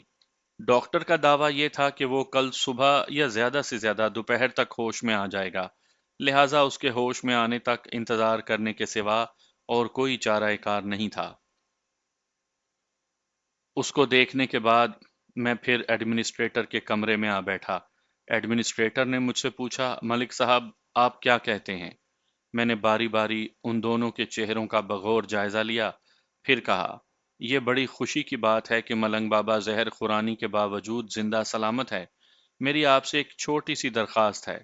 درخواست نہیں جناب، آپ حکم کریں۔ ایڈمنسٹریٹر بولا، ہم تو ہر وقت قانون سے تعاون کے لیے تیار ہیں۔ جیسا کہ اس امر میں کسی شک و شبے کی گنجائش نہیں، ملنگ بابا کو ایک سوچی سمجھی سازش کے تحت موت کے گھاٹ اتارنے کی کوشش کی گئی تھی۔ یہ تو ملنگ بابا کی خوش قسمتی اور آپ لوگوں کی کارکردگی ہے کہ وہ زندہ بچ گیا۔ جس کسی نے بھی ملنگ کو زہر دیا ہے وہ اس کا خطرناک دشمن ہے۔ میں صرف یہ چاہتا ہوں کہ کل دوپہر تک، یعنی جب تک ملنگ حلفیہ بیان دینے کے قابل نہیں ہو جاتا، اس کے زندہ بچ جانے کے بارے میں اس کے دشمن کو کوئی خبر نہیں ہونی چاہیے۔ وہ اس خیال سے مطمئن رہے گا کہ ملنگ کا قصہ پاک ہو چکا ہے۔ اس سے کیا ہوگا؟ ایڈمنسٹریٹر نے سوال کیا۔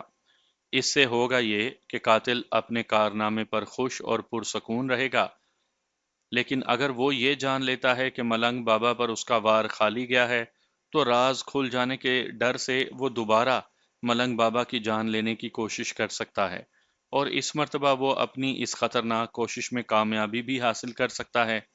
ہسپتال کے اندر ملنگ بابا کڑی نگرانی میں ہے ملک صاحب۔ ایڈمنسٹریٹر نے فخریہ لہجے میں کہا، میرے خیال میں اس کا دشمن یہاں تک رسائی حاصل نہیں کر سکتا۔ میں ہسپتال کے عملے کو چوکس کر دیتا ہوں۔ آپ ہسپتال کی طرف سے تو بالکل بے فکر ہو جائیں۔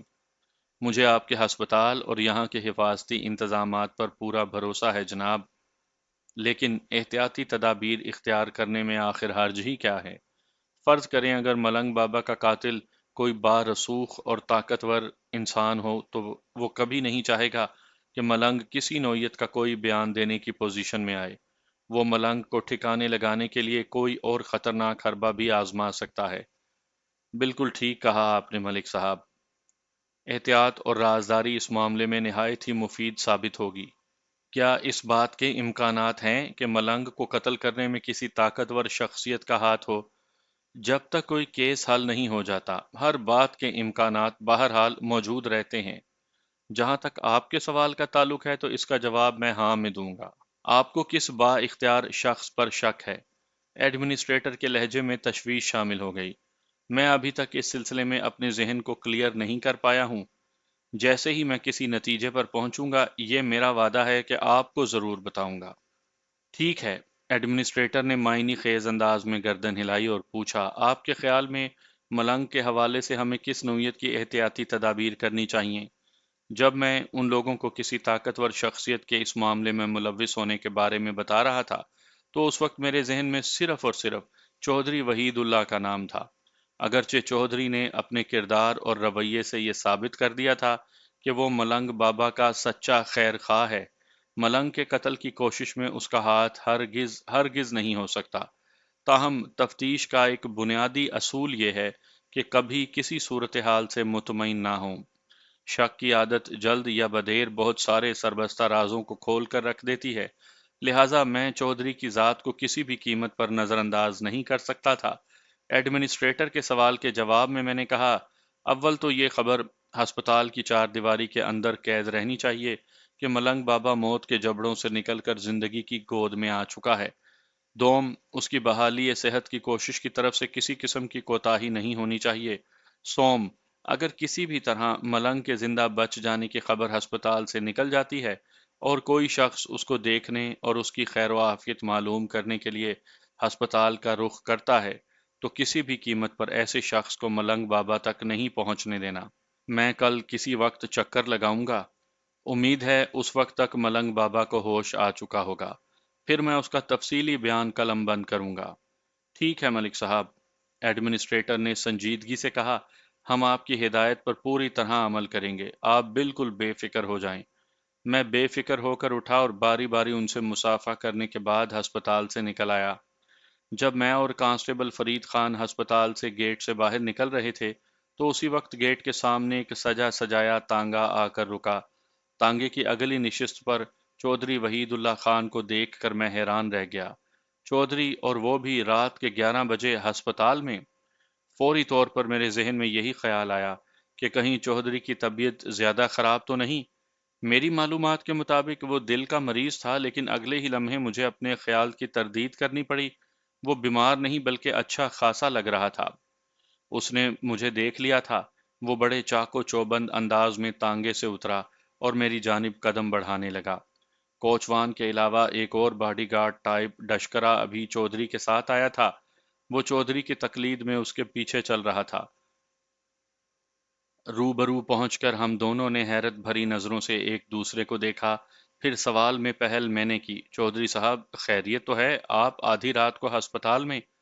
سچی بات تو یہ کہ موجودہ صورتحال میں میرے ذہن میں فوری طور پر یہی شک ابھرا تھا کہ کسی طرح چودھری کو ملنگ بابا کے زندہ بچ جانے کی اطلاع مل گئی ہے اور وہ اس کی خبر لینے دوڑا دوڑا ہسپتال پہنچا ہے۔ لیکن اس کے جواب نے ایک نئی سچویشن پیدا کر دی۔ میں آپ سے ملنے تھانے گیا تھا، وہ بولا۔ وہاں پہنچ کر پتا چلا کہ ہسپتال سے دو بندے آپ کو کسی ایمرجنسی میں بلانے آئے تھے۔ میرے دل نے گواہی دی کہ ادھر کوئی گڑبڑ ہو گئی ہے۔ ہسپتال میں سب خیریت تو ہے نا؟ اس کے استفسار میں بڑی کرید تھی۔ میں پوچھے بنا نہ رہ سکا، آپ کے خیال میں یہاں ہسپتال میں کس قسم کی گڑبڑ ہو سکتی ہے؟ سوال کرنے کے دوران میں مسلسل چودھری کی آنکھوں میں دیکھ رہا تھا۔ وہ لکنت زدہ انداز میں بولا، میرا مطلب ہے آپ اگر اتنی رات کو یہاں آئے ہیں تو کوئی خاص بات ہی ہوگی نا؟ خاص بات اور گڑبڑ میں بہت فرق ہوتا ہے چودھری صاحب، میں نے اس کی آنکھوں میں گھورتے ہوئے کہا۔ مجھے تو ہسپتال کے ایڈمنسٹریٹر صاحب نے ملنگ بابا کے پوسٹ مارٹم کے حوالے سے ایک اہم مشورہ کرنے کے لیے بلایا تھا۔ کیا ہوا؟ پوسٹ مارٹم کے سلسلے میں کیسا مشورہ؟ اس کا انداز لمحہ با لمحہ میرے شک میں اضافہ کر رہا تھا۔ میں نے اسے چکر دینے کے لیے ایک فرضی اور غیر متعلق بات کہہ دی۔ یہ آئیڈیا فوری طور پر میرے ذہن میں آیا تھا۔ چودھری صاحب، بات دراصل یہ ہے کہ میڈیکو لیگل آفیسر کو پتہ چل گیا ہے کہ ملنگ بابا کے معدے میں جو زہر پہنچا ہے وہ کسی میٹھے کھانے یعنی سویٹ ڈش کے ذریعے دیا گیا ہے۔ اس کے ساتھ ساتھ میں نے اس کے چہرے کے تاثرات کا جائزہ لیا۔ اور وہاں مجھے ایک طوفان سا امڑتا دکھائی دیا جو اس کے اندرونی جذبات اور ہیجان کی عکاسی کرتا تھا۔ اپنی بات مکمل کرتے ہوئے میں نے اس سے پوچھ لیا، اب آپ فرمائیں کہ آدھی رات کو مجھ سے ملنے کے لیے تھانے کیوں گئے تھے جبکہ آپ دل کے مریض بھی ہیں؟ میں توقع کر رہا تھا کہ وہ اس سلسلے میں کوئی لنگڑی تعویل پیش کرے گا، لیکن اس وقت میری حیرت کی کوئی انتہا نہ رہی جب اس نے میرے سوال کو سنا انسنا کرتے ہوئے اضطراری انداز میں کہا، اس کا مطلب ہے رمزو کا شک بالکل درست ہے۔ رمزو کا شک؟ میں الجھن زدہ نظروں سے چودھری کو دیکھنے لگا۔ نہیں، میں جس مقصد سے آیا تھا وہ پورا ہو چکا، میں نے ذو معنی انداز میں کہا، پھر پوچھا، آپ کو کوئی کام ہے یہاں؟ بالکل نہیں، اس نے پوری قطعیت سے نفی میں گردن ہلائی۔ مجھے تو صرف آپ سے کام ہے جناب، آپ ہی کو ڈھونڈتا ہوا میں تھانے سے یہاں پہنچا ہوں۔ آپ آئیں میرے ساتھ، ہمیں فوراً صورت نگر پہنچنا ہے۔ میرا خیال ہے میں نے ملنگ بابا کے قاتل کا سراغ لگا لیا ہے۔ چودھری وحید اللہ کو ابھی تک یہ معلوم نہیں تھا کہ ملنگ بابا موت کے جبڑوں میں سے زندہ سلامت نکل آیا ہے، اسی لیے وہ اس کے قاتل کا تذکرہ کر رہا تھا۔ تاہم پچھلے 5 منٹ میں اس نے جو بے ربط گفتگو کی وہ پے در پے سنگین انکشافات کی حیثیت رکھتی تھی۔ میں اس کے ساتھ چلتے چلتے تانگے پر سوار ہو گیا۔ ہم دونوں تانگے کی اگلی نشست پر بیٹھے، جبکہ کانسٹیبل فرید خان چودھری کے باڈی گارڈ کے ساتھ عقبی نشست پر۔ کوچوان نے جیسے ہی تانگے کو حرکت دی، میں نے پوچھا، چودھری صاحب، ابھی ابھی آپ نے جو سنسنی خیز باتیں کی ہیں وہ میری عقل میں نہیں بیٹھ سکیں۔ یہ بتائیں کہ رمزو کا کون سا شک درست نکلا ہے اور آپ نے ملنگ بابا کے قاتل کی حیثیت سے کس شخص کا سراغ لگایا ہے؟ ویسے ایک بات تھی کہ چودھری نے مجھ سے ملنے کے بعد ہسپتال کا رخ نہ کر کے یہ بات تو ثابت کر دی تھی کہ وہ ملنگ بابا کے زندہ بچ جانے کے بارے میں کچھ نہیں جانتا۔ اگر وہ ملنگ بابا کی وجہ سے ہسپتال آیا ہوتا تو اسے دیکھے بغیر وہ واپس جانے کے بارے میں سوچ بھی نہیں سکتا تھا، جس سے یہ امر بھی پایا ثبوت کو پہنچتا تھا کہ ملنگ بابا کو زہر خورانی میں وہ کسی بھی حوالے سے اور کسی بھی سطح پر ملوث نہیں تھا۔ اب اس واقعے کے بعد اس کی طرف سے میرا دل اور ذہن بالکل صاف ہو گیا۔ ملک صاحب، رمزو نے مجھے بتایا ہے کہ نصیبہ بی بی پچھلے 3 4 دن سے ملنگ بابا کے لیے میٹھا بنا کر لے جاتی رہی ہے، اور وہ بھی رات کے کھانے کے بعد۔ نصیبہ بی بی؟ میں نے پوچھا، یہ نصیبہ بی بی کون ہے؟ یہ صورت نگر ہی میں اپنے بھائی کے ساتھ رہتی ہے، چودھری نے بتایا۔ اس کا بھائی غفور احمد صورت نگر میں کپڑے اور جوتے کی دکان کرتا ہے۔ نصیبہ پہلے ضلع جھنگ کے ایک گاؤں جمال پور میں رہتی تھی، وہ 2 3 سال سے ادھر صورت نگر میں آئی ہوئی ہے۔ اس کا دنیا میں اور کوئی رشتہ دار وغیرہ نہیں ہے۔ میں ایک منٹ چودھری صاحب، میں نے اس کی قطع کلامی کی۔ نصیبہ کے بارے میں ہم بات بعد میں کرتے ہیں، پہلے آپ یہ بتائیں کہ رمزو نے آپ کو کب بتایا کہ نصیبہ پچھلے 3 4 دن سے ملنگ بابا کو میٹھا کھانا پہنچاتی رہی ہے، اور وہ بھی رات کے کھانے کے بعد؟ میری معلومات کے مطابق چودھری وحید اللہ کا وفادار ملازم رمضان عرف رمزو آج الصبح صبح امین آباد چلا گیا تھا، اور اس کی واپسی کل دوپہر تک ہونے والی تھی۔ چودھری نے بتایا کہ ملنگ بابا کو پیش آنے والے حادثے کی خبر رمزو کے جانے کے بعد منظر عام پر آئی تھی۔ اس کا تو مطلب یہ تھا کہ رمزو نے نصیبہ کے حوالے سے جو بات کی تھی وہ چودھری کو پہلے سے پتا تھی۔ وہ آج صبح مجھے بتانا بھول گیا تھا یا پھر دانستہ اس نے یہ معاملہ چھپایا تھا؟ ویسے تازہ ترین صورتحال کے پیش نظر زیادہ امکان اس بات کا تھا کہ وہ مجھے بتانا بھول گیا تھا۔ چودھری نے میرے سوال کے جواب میں بتایا، ملک صاحب، یہ بات رمزو نے تھوڑی دیر پہلے ہی بتائی ہے۔ تھوڑی دیر پہلے؟ میں نے بے یقینی سے اس کی طرف دیکھا۔ لیکن چودھری صاحب، رمزو تو آج صبح سویرے امین آباد آپ کی چھوٹی ہمشیرہ زبیدہ بیگم کے پاس نہیں چلا گیا تھا؟ جی ہاں، میں نے تو آپ کو یہی بتایا تھا۔ اس نے اسبات میں گردن ہلائی۔ آنا تو اس کو کل ہی تھا، لیکن وہاں پہنچ کر اسے ایک ایسا ضروری کام یاد آ گیا جس کا تعلق صورت نگر سے ہے، لہٰذا اسے رات ہی میں واپس آنا پڑا۔ جب وہ یہاں پہنچا تو میں نے اسے فوراً حویلی میں بلا لیا۔ ملنگ بابا کی افسوسناک موت کا ذکر ہوا تو اسی وقت رمزو نے نصیبہ بی بی اور اس کے میٹھے کھانے کے بارے میں بتایا۔ رمزو نے خود اسے اپنی آنکھوں سے ملنگ بابا تک کھانا پہنچاتے دیکھا تھا، اور اب آپ بھی یہی بتا رہے ہیں کہ ڈاکٹر کے مطابق ملنگ بابا کے معدے میں اترنے والا زہر میٹھے کھانے کے ذریعے پہنچا تھا۔ میں تو کہتا ہوں جناب، آپ اس نصیبہ بی بی کو گرفتار کر کے کڑی تفتیش سے گزاریں، پھر دودھ کا دودھ اور پانی کا پانی الگ ہو جائے گا۔ ذرا پتہ تو چلے وہ میٹھے میٹھے کھانے لے کر ملنگ بابا کے پاس کیوں جاتی تھی؟ ملک صاحب، مجھے رمزو کی زبانی جیسے ہی اس حقیقت کا پتہ چلا، میں تانگا پکڑ کر سیدھا آپ کے پاس پہنچا۔ میں نے ملنگ بابا کے معاملے میں اپنی صحت اور بیماری کا بھی خیال نہیں کیا۔ آپ تھانے میں نہیں ملے تو میں ہسپتال تک دوڑا چلا آیا۔ حالانکہ اگر میں چاہتا تو یہ بات آپ کو صبح بھی بتائی جا سکتی تھی، لیکن نہیں جناب۔ میں تو یہ چاہتا ہوں کہ ملنگ بابا کا قاتل جلد از جلد قانون کی گرفت میں آ جائے اور آپ اس کو کیفر کردار تک پہنچا دیں۔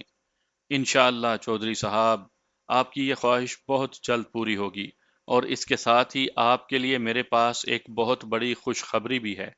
خوشخبری؟ وہ بے یقینی سے میری طرف دیکھتے ہوئے بولا، کیسی خوشخبری ملک صاحب؟ میں نے چودھری وحید اللہ کو ملنگ بابا کے زندہ بچ جانے کے بارے میں بتانے کا فیصلہ کر لیا تھا، تاہم اس کا دماغ پڑھنے کے لیے میں نے جواب کے بجائے الٹا سوال کیا۔ آپ اندازہ لگانے کی کوشش کریں چودھری صاحب، میرا اشارہ کس خوشخبری کی جانب ہے؟ ملک صاحب، اس وقت جو حالات ہیں ان میں تو میرے لیے سب سے بڑی خوشخبری یہ ہوگی کہ آپ جلد از جلد ملنگ بابا کے قاتل کو گرفتار کر لیں۔ یہ تو کچھ بھی نہیں ہے چودھری صاحب، میں نے سسپینس کو برقرار رکھا۔ اس سے بھی بڑی خوشخبری اور کیا ہو سکتی ہے جناب؟ وہ حیرت اور بے یقینی کے ملے جلے تاثرات کے ساتھ بولا، بتا دوں؟ وہ اسبات میں گردن ہلانے لگا، ہاں ہاں بتا دیں۔ ملنگ بابا زندہ ہے، میں نے سنسناتے ہوئے لہجے میں کہا۔ کیا؟ بے ساختہ اس کے منہ سے نکلا۔ ذرا سنبھل کر چودھری صاحب، میں نے زیر لب مسکراتے ہوئے کہا، آپ دل کے مریض ہیں۔ میں نے اس خوشخبری کو چودھری تک پہنچانے کے لیے دانستہ گفتگو کو مرحلہ وار طویل کیا تھا، تاکہ چودھری کو اچانک کوئی شوق نہ لگے۔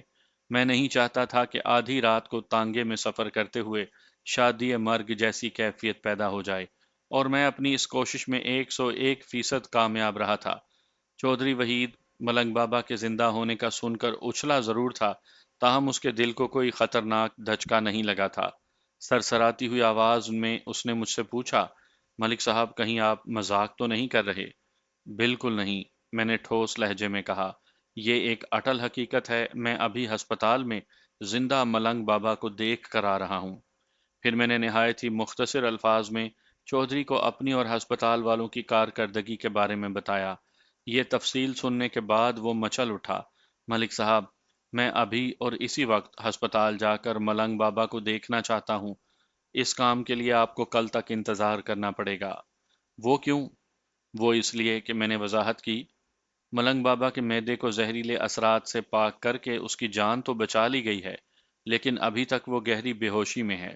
ڈاکٹر بڑی توجہ اور احتیاط سے اس کا علاج کر رہے ہیں، کسی کو اس سے ملنے کی اجازت نہیں۔ مجھے بھی اسی لیے بلایا گیا تھا کہ یہ ایک پولیس کیس ہے۔ آپ کل صبح یا زیادہ سے زیادہ دوپہر تک انتظار کر لیں تو آپ کے ساتھ ساتھ ملنگ بابا کے حق میں بھی بہتر ہوگا۔ میری بات اس کی سمجھ میں آ گئی اور وہ ہسپتال جا کر ملنگ بابا کو دیکھنے کی ضد سے باز رہا۔ پھر اس نے تاروں بھرے آسمان کی طرف دیکھتے ہوئے تشکرانہ انداز میں کہا، اے مالک، تیرا لاکھ احسان اور کروڑ کروڑ شکر ہے کہ تو نے میرے ملنگ بابا کو زندہ سلامت رکھا۔ ادھر چودھری کی بات ختم ہوئی، ادھر آسمان نے رونا شروع کر دیا۔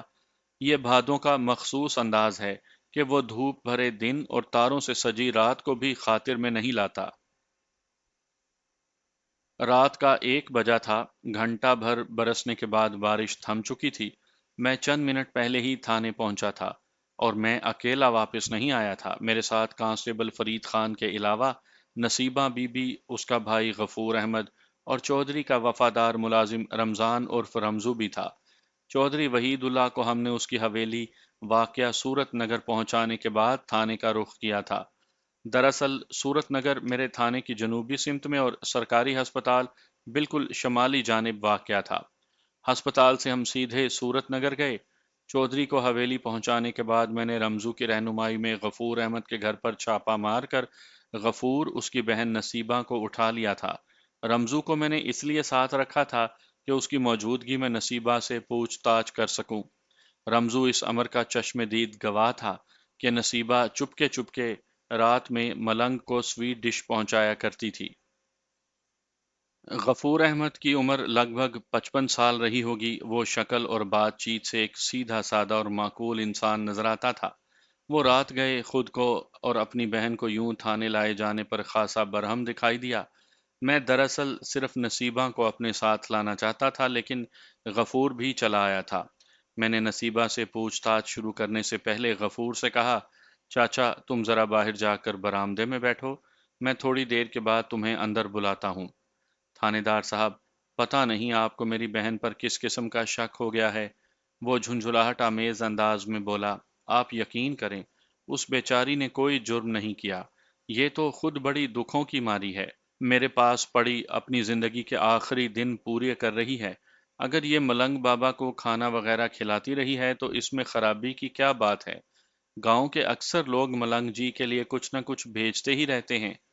جب میں نصیبہ اور غفور کو اپنے ساتھ لے کر آ رہا تھا تو وہاں کے گھر میں سویٹ ڈش کے حوالے سے یہ بات ہوئی تھی۔ غفور بھی اسی کھانے کا حوالہ دے رہا تھا۔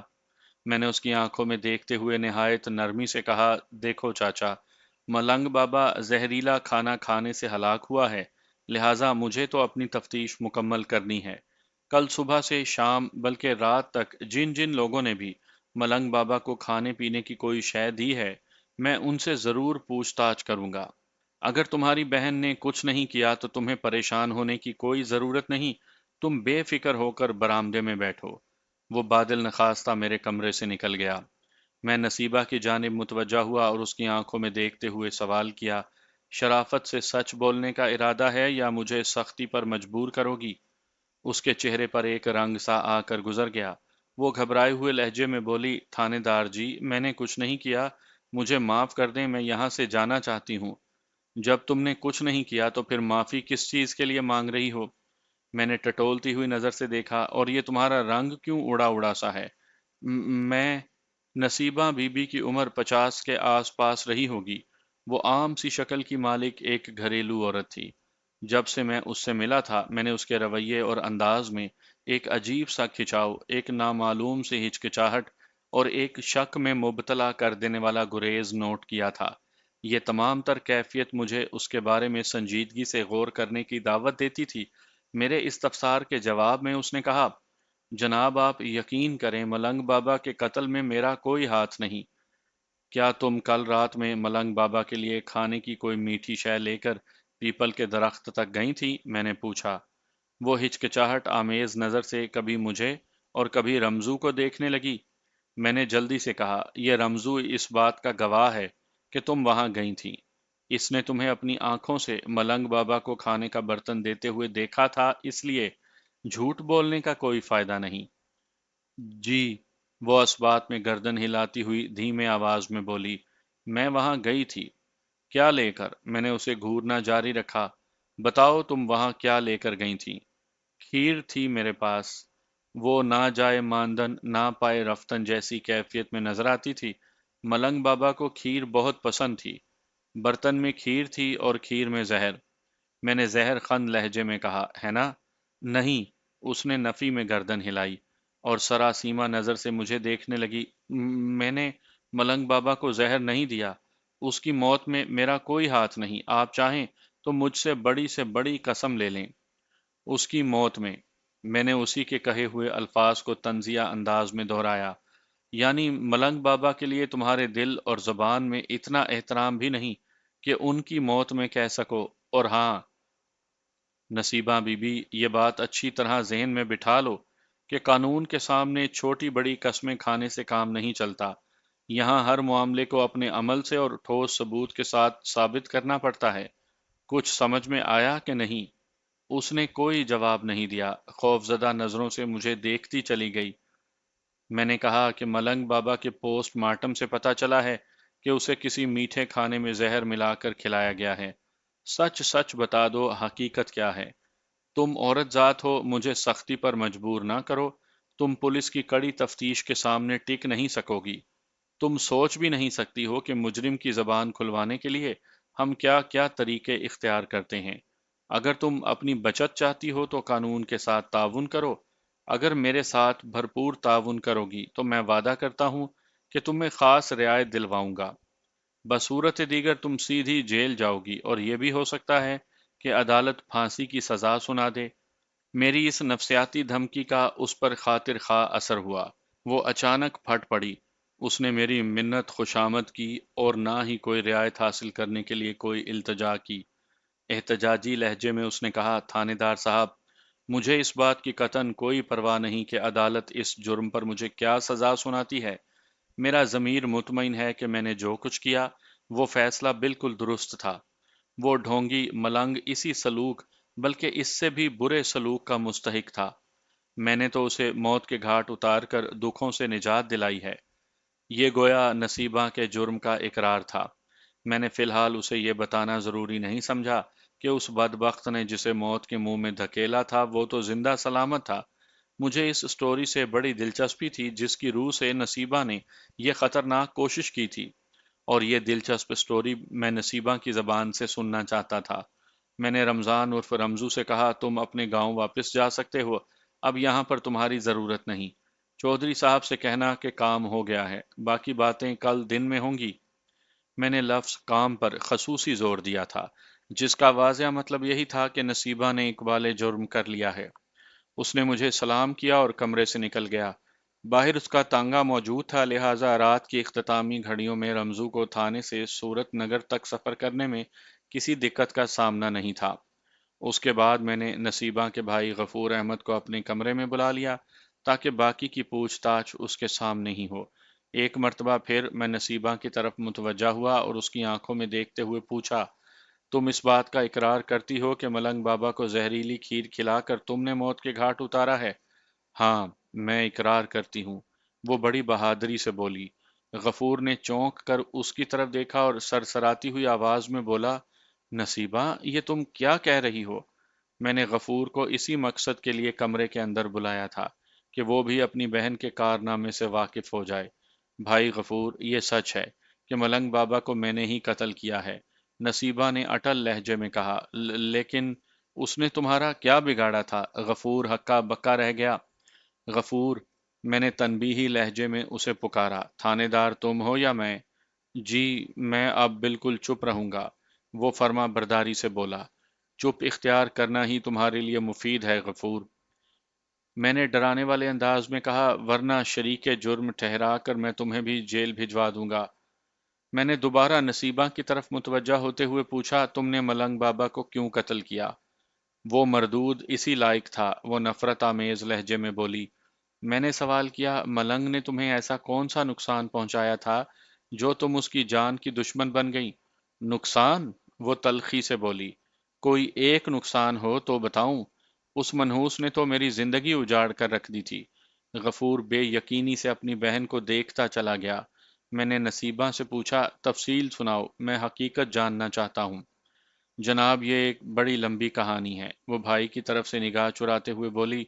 میں لمبی چوڑی کہانی سننے کا عادی ہوں نصیبہ، میں نے اس کی آنکھوں میں دیکھتے ہوئے کہا۔ اگر تم غفور کی وجہ سے کچھ کہنے میں ہچکچا رہی ہو تو میں اسے باہر بھیج دیتا ہوں۔ آپ غلط سمجھ رہے ہیں تھانے دار صاحب، وہ اعتماد سے بولی۔ میں نے ایسا کچھ نہیں کیا کہ بھائی غفور کے سامنے کوئی ہچکچاہٹ یا شرمندگی محسوس ہو۔ تو پھر شروع ہو جاؤ، میں پوری توجہ سے تمہاری بات سن رہا ہوں، میں نے کہا، اور وہ شروع ہو گئی۔ یہ کوئی 4 سال پہلے کی بات ہے، جب نصیبہ لائل پور یعنی موجودہ فیصل آباد کے گاؤں صورت نگر میں آ کر آباد نہیں ہوئی تھی۔ وہ اپنے گھر اپنے گاؤں میں رہتی تھی۔ اس کا گاؤں جمال پور ضلع جھنگ میں واقع تھا۔ وہ اپنی اکلوتی بیٹی فرحت کے ساتھ ہنسی خوشی زندگی بسر کر رہی تھی کہ ایک روز سب کچھ بدل کر رہ گیا۔ نصیبہ کو پتا چلا کہ فرحت کو گاؤں کے ایک گبرو سے محبت ہو گئی ہے۔ شکیل نامی وہ لڑکا بھی فرحت کو بے پناہ چاہتا تھا۔ جلد ہی ان دونوں کی محبت کے چرچے پورے جمال پور میں پھیلنے لگے۔ شکیل بڑا سمجھدار اور لائق لڑکا تھا، لہٰذا نصیبہ کو فرحت کی محبت پر کوئی اعتراض نہ ہوا۔ ہر ماں کی خواہش ہوتی ہے کہ اس کی بیٹی کو سلجھا ہوا شوہر ملے۔ نصیبہ بھی یہی چاہتی تھی کہ شکیل اور فرحت کی جلد از جلد شادی ہو جائے۔ دونوں گھروں کی جانب سے رشتے کی بات خاصی آگے بھی بڑھی، لیکن باقاعدہ منگنی سے پہلے ایک نیا طوفان اٹھ کھڑا ہوا، اور یہ طوفان جمیل کی وجہ سے آیا تھا۔ جمیل بھی جمال پور ہی کا رہنے والا اور شکیل کا گہرا دوست بھی تھا۔ دونوں میں اتنی مضبوط یاری تھی کہ لوگ ان کی دوستی کی مثالیں دیتے تھے۔ گاؤں کا بچہ بچہ مانتا تھا کہ دنیا چاہے ادھر کی ادھر ہو جائے، لیکن شکیل اور جمیل کے تعلقات میں فرق نہیں آ سکتا۔ اور طوفان یہ اٹھا تھا کہ ان دونوں کے بیچ فرحت ایک آزمائش کی صورت اختیار کر گئی تھی۔ اچانک جمیل کو بھی فرحت سے طوفانی محبت ہو گئی تھی۔ شکیل نے جمیل کو ہر ممکن طریقے سے سمجھانے کی کوشش کی، لیکن وہ کچھ بھی سمجھنے کے لیے تیار نہیں تھا۔ اس کی بس ایک ہی ضد تھی کہ ہر قیمت پر اسے فرحت چاہیے، اور دلچسپ بات یہ تھی کہ فرحت جمیل کو بالکل پسند نہیں کرتی تھی۔ مطلب یہ کہ جمیل اسے شکیل کے دوست کی حیثیت سے تو قبول تھا، لیکن وہ اس سے محبت نہیں کر سکتی تھی۔ اس کی محبت کا مرکز و محور صرف اور صرف شکیل ہی تھا۔ فرحت کی شکیل کے لیے دیوانگی کو دیکھ کر جمیل کو بہت غصہ آتا تھا۔ ایک روز اس نے شکایت بھرے انداز میں کہا، یار شکیل، تم دوستی کی خاطر میرا یہ چھوٹا سا کام نہیں کر سکتے؟ یار جمیل، میں تو تمہاری خاطر اپنی جان بھی دے سکتا ہوں۔ شکیل نے گہری سنجیدگی سے کہا، تم کون سے چھوٹے کام کی بات کر رہے ہو؟ مجھے تمہاری جان کی نہیں، تمہاری محبوبہ کی جان کی ضرورت ہے۔ جمیل نے اس کی آنکھوں میں دیکھتے ہوئے خود غرضانہ انداز میں کہا، مطلب؟ شکیل الجھن زدہ نظر سے اسے دیکھنے لگا۔ مطلب بڑا واضح ہے شکیل، شاید تم جانتے بوجھتے ہوئے بھی سمجھنا نہیں چاہتے۔ میں فرحت کو چاہتا ہوں، لیکن وہ تمہیں نہیں چاہتی، شکیل نے دو ٹوک لہجے میں کہا، اور یہ بات تم بھی اچھی طرح جانتے ہو۔ اگر تم دوستی میں قربانی کے لیے تیار ہو جاؤ تو سب ٹھیک ہو سکتا ہے۔ میں قربانی دینے سے پیچھے ہٹنے والا نہیں ہوں جمیل۔ میں تمہاری دوستی پر 10 فرحت نچھاور کر سکتا ہوں۔ شکیل جذباتی ہو گیا، لیکن میں دیکھ اور سمجھ رہا ہوں کہ میری یہ قربانی رائے گاں جائے گی۔ فرحت کے دل میں تمہارے لیے ذرا سی بھی گنجائش نہیں۔ قربانی اگر خدا کو حاضر و ناظر جان کر خلوص نیت سے کی جائے تو کبھی رائے گاں نہیں جاتی، جمیل نے فلسفیانہ انداز میں کہا۔ گویا تم میری نیت پر شک کر رہے ہو؟ شکیل نے گھور کر اس کی طرف دیکھا۔ میں نے کبھی تمہاری نیت پر شک نہیں کیا شکیل، مجھے تمہاری دوستی پر ہمیشہ فخر رہا ہے، جمیل نے ٹھوس لہجے میں کہا، لیکن میں محسوس کر رہا ہوں فرحت ہماری دوستی کے بیچ ایک دراڑ کی طرح پیدا ہو گئی ہے۔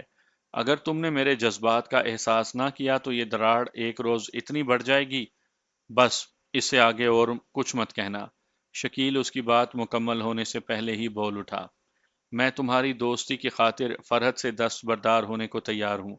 اب تو خوش ہونا، تم میرے سچے دوست ہو شکیل، جمیل نے فرتے جذبات سے مغلوب لہجے میں کہا۔ فرحت سے دستبردار ہونے کے ساتھ تمہیں ایک اور کام بھی کرنا ہوگا۔ ہاں بولو، کون سا کام؟ شکیل سوالیہ نظر سے دیکھنے لگا۔ جمیل بولا، یہ حقیقت ہے کہ فرحت تمہیں بے انتہا چاہتی ہے اور مجھے ناپسند کرتی ہے۔ تم اسے اس بات کے لیے مجبور کرو گے کہ وہ تمہیں بھول کر مجھے چاہنے لگے۔ میں جانتا ہوں وہ تمہاری بات کو حرف آخر سمجھتی ہے۔ جمیل فرحت کے حصول کی ضد میں یہ بھی بھول گیا تھا کہ محبت زبردستی کا سودا نہیں۔ ان لمحات میں وہ خود غرضی کی انتہا کو پہنچ گیا تھا، لیکن دوسری جانب ایک سچا دوست تھا۔ وہ دوستی کے معراج کو سمجھتا تھا۔ ٹھیک ہے جمیل، تم بالکل مطمئن ہو جاؤ، میں فرحت کو ہر بات اچھی طرح سمجھا دوں گا۔ شکیل نے اپنے دوست سے جو کہا تھا وہ آنے والے دنوں میں کر کے اور نبھا کے بھی دکھا دیا۔ کچھ عرصے کے بعد فرحت اور جمیل کی شادی ہو گئی۔ ایک جانب اگر شکیل نے دوستی میں قربانی دی تھی تو دوسری طرف فرحت نے اپنی محبت میں قربانی دے کر ایک یادگار مثال قائم کر دی تھی، لیکن اس عظیم واقعے کا نتیجہ بڑا سنگین برآمد ہوا۔ شادی کے ایک ہفتے کے بعد فرحت کو بڑا خوفناک بخار چڑھا اور وہ 24 گھنٹے بے ہوش رہنے کے بعد چل بسی۔ فرحت کی موت نے شکیل کا دماغ الٹ دیا اور وہ دیوانوں کی طرح پورے گاؤں میں چکراتا پھرنے لگا۔ پھر ایک روز وہ اچانک جمال پور سے غائب ہو گیا۔ اس کے بارے میں کسی کو کچھ پتا نہیں تھا کہ وہ کہاں ہے اور کس حال میں ہے۔ نصیبہ کی تو جیسے دنیا ہی لٹ گئی تھی، اس کی زندگی فرحت کے گرد گھومتی تھی۔ جب زندگی کا مرکز اور محور ہی باقی نہ رہے تو کوئی کب تک مدار میں زندہ رہ سکتا ہے؟ وہ بھی شدید بیمار پڑ گئی۔ جمال پور میں نصیبہ کا کوئی قریبی عزیز رشتہ دار نہیں تھا، لہٰذا غفور اسے اپنے ساتھ صورت نگر لے آیا۔ پچھلے 3 سال سے وہ اپنے بھائی کے ساتھ رہ رہی تھی۔ حالات چاہے کسی بھی انداز میں پیش آئے ہوں، لیکن وہ اپنی تباہی اور بربادی کا ذمہ دار صرف اور صرف شکیل ہی کو سمجھتی تھی۔ جس انسان کا ہنستا مسکراتا چمن اجڑ جائے، وہ دوسروں کی قربانی اور ایثار کو سمجھنے کی صلاحیت کھو بیٹھتا ہے۔ اسی لیے جب کئی سال کے بعد نصیبہ نے شکیل کو ملنگ بابا کے روپ میں سورت نگر کے باہر پیپل کے درخت کے نیچے بیٹھے دیکھا تو اسے اپنے انتقامی جذبات پر اختیار نہ رہا۔ شکیل نہیں جانتا تھا کہ وہ اپنی دیوانگی میں نگری نگری پھرتا ہوا اتفاق سے ایک ایسے گاؤں میں آ گیا ہے جہاں بسنے والے انسانوں میں سے ایک انسان کے دل میں اس کے لیے شدید نفرت ہے۔ اتنے عرصے میں شکیل کا رنگ روپ اور حلیہ بالکل بدل کر رہ گیا تھا، لیکن اس انداز میں بھی نصیبہ نے اسے پہچان لیا تھا۔ اگر شکیل کو اپنے ماحول اور گرد و نواح کا احساس ہوتا تو وہ بھی یقیناً نصیبہ کو پہچان لیتا، لیکن وہ ملنگ بننے کے بعد اپنے آپ سے بیگانہ ہو چکا تھا۔ چنانچہ وہ نصیبہ کی لائی ہوئی سویٹ ڈش بڑے مزے سے کھاتا رہا، اور ایک روز نصیبہ نے اپنی منصوبہ بندی کے عین مطابق زہریلی کھیر اس کے معدے میں اتار دی۔ وہ شیطان میری فرحت کا قاتل تھا۔ نصیبہ نے اپنی بات کے اختتام پر جوش بھرے لہجے میں کہا، میں نے اسے زہر دے کر ایک نیک کام کیا ہے۔ اگر وہ فرحت کو جمیل سے شادی کرنے پر مجبور نہ کرتا تو آج میری فرحت زندہ ہوتی۔ آپ اس جرم میں مجھے پھانسی بھی لگا دیں تو مجھے کوئی افسوس نہیں ہوگا۔ میں بڑے سکون سے مروں گی کہ میں نے اپنی فرحت کا انتقام لے لیا ہے۔ تم زندہ رہو گی نصیبہ، میں نے ٹھہرے ہوئے لہجے میں کہا، کیونکہ تمہیں پھانسی نہیں دی جا رہی۔ جی، کیا مطلب؟ وہ حیرت بھری بے یقینی سے مجھے دیکھنے لگی۔ مطلب یہ کہ تم ملنگ بابا کی قاتل نہیں ہو۔ پھر پھر اس شیطان کو کس نے مارا ہے؟ اس کی حیرت دو چند ہو گئی۔ کسی نے بھی نہیں، میں نے بتایا، اور وہ شیطان نہیں بلکہ بہت عظیم انسان ہے۔ تمہاری اطلاع کے لیے بتاتا چلوں کہ ملنگ بابا کو ڈاکٹروں نے بچا لیا ہے، وہ زندہ ہے۔ نصیبہ کا منہ حیرت سے کھل گیا۔ یہ یہ آپ کیا کہہ رہے ہیں؟ میں نے نہایت ہی مختصر مگر جامع الفاظ میں نصیبہ کو تازہ ترین صورتحال سے آگاہ کیا اور آخر میں کہا، نصیبہ، جن لوگوں میں قربانی کا جذبہ ہوتا ہے وہ زندگی کے کسی محاذ پر شکست نہیں کھاتے۔ شکیل نے اپنی دوستی میں جو کچھ بھی کیا وہ بظاہر انتہائی بیہودہ اور غلط لگتا ہے، لیکن حقیقت یہ ہے کہ وہ دوستی کے مفہوم سے اچھی طرح آگاہ تھا، اور تمہاری بیٹی فرحت بھی محبت کی حقانیت کا ادراک رکھتی تھی۔ جو کچھ ہوا اسے بھول جاؤ۔ اب وہ دونوں بڑی اچھی جگہ پر ہیں۔ اگر تم چاہتی ہو کہ تمہاری فرحت اس دنیا میں خوش رہے تو ملنگ بابا یعنی شکیل کی طرف سے اپنا دل صاف کر لو۔ میں نے ملنگ بابا کے بارے میں جتنا کچھ سنا ہے، اس سے میں اسی نتیجے پر پہنچا ہوں کہ اللہ اس بندے سے بہت خوش ہے۔ جب ہی اس کی ذات پاک نے اس کی زبان اور دعا میں یہ تاثیر پیدا کر دی ہے، قربانی کا صلہ خدا ہی دے سکتا ہے۔ نصیبہ اور اس کا بڑا بھائی آنکھیں پھاڑ کر اس طرح مجھے دیکھنے لگے جیسے میں کوئی تھانہ انچارج نہیں بلکہ کوئی دینی مبلغ ہوں۔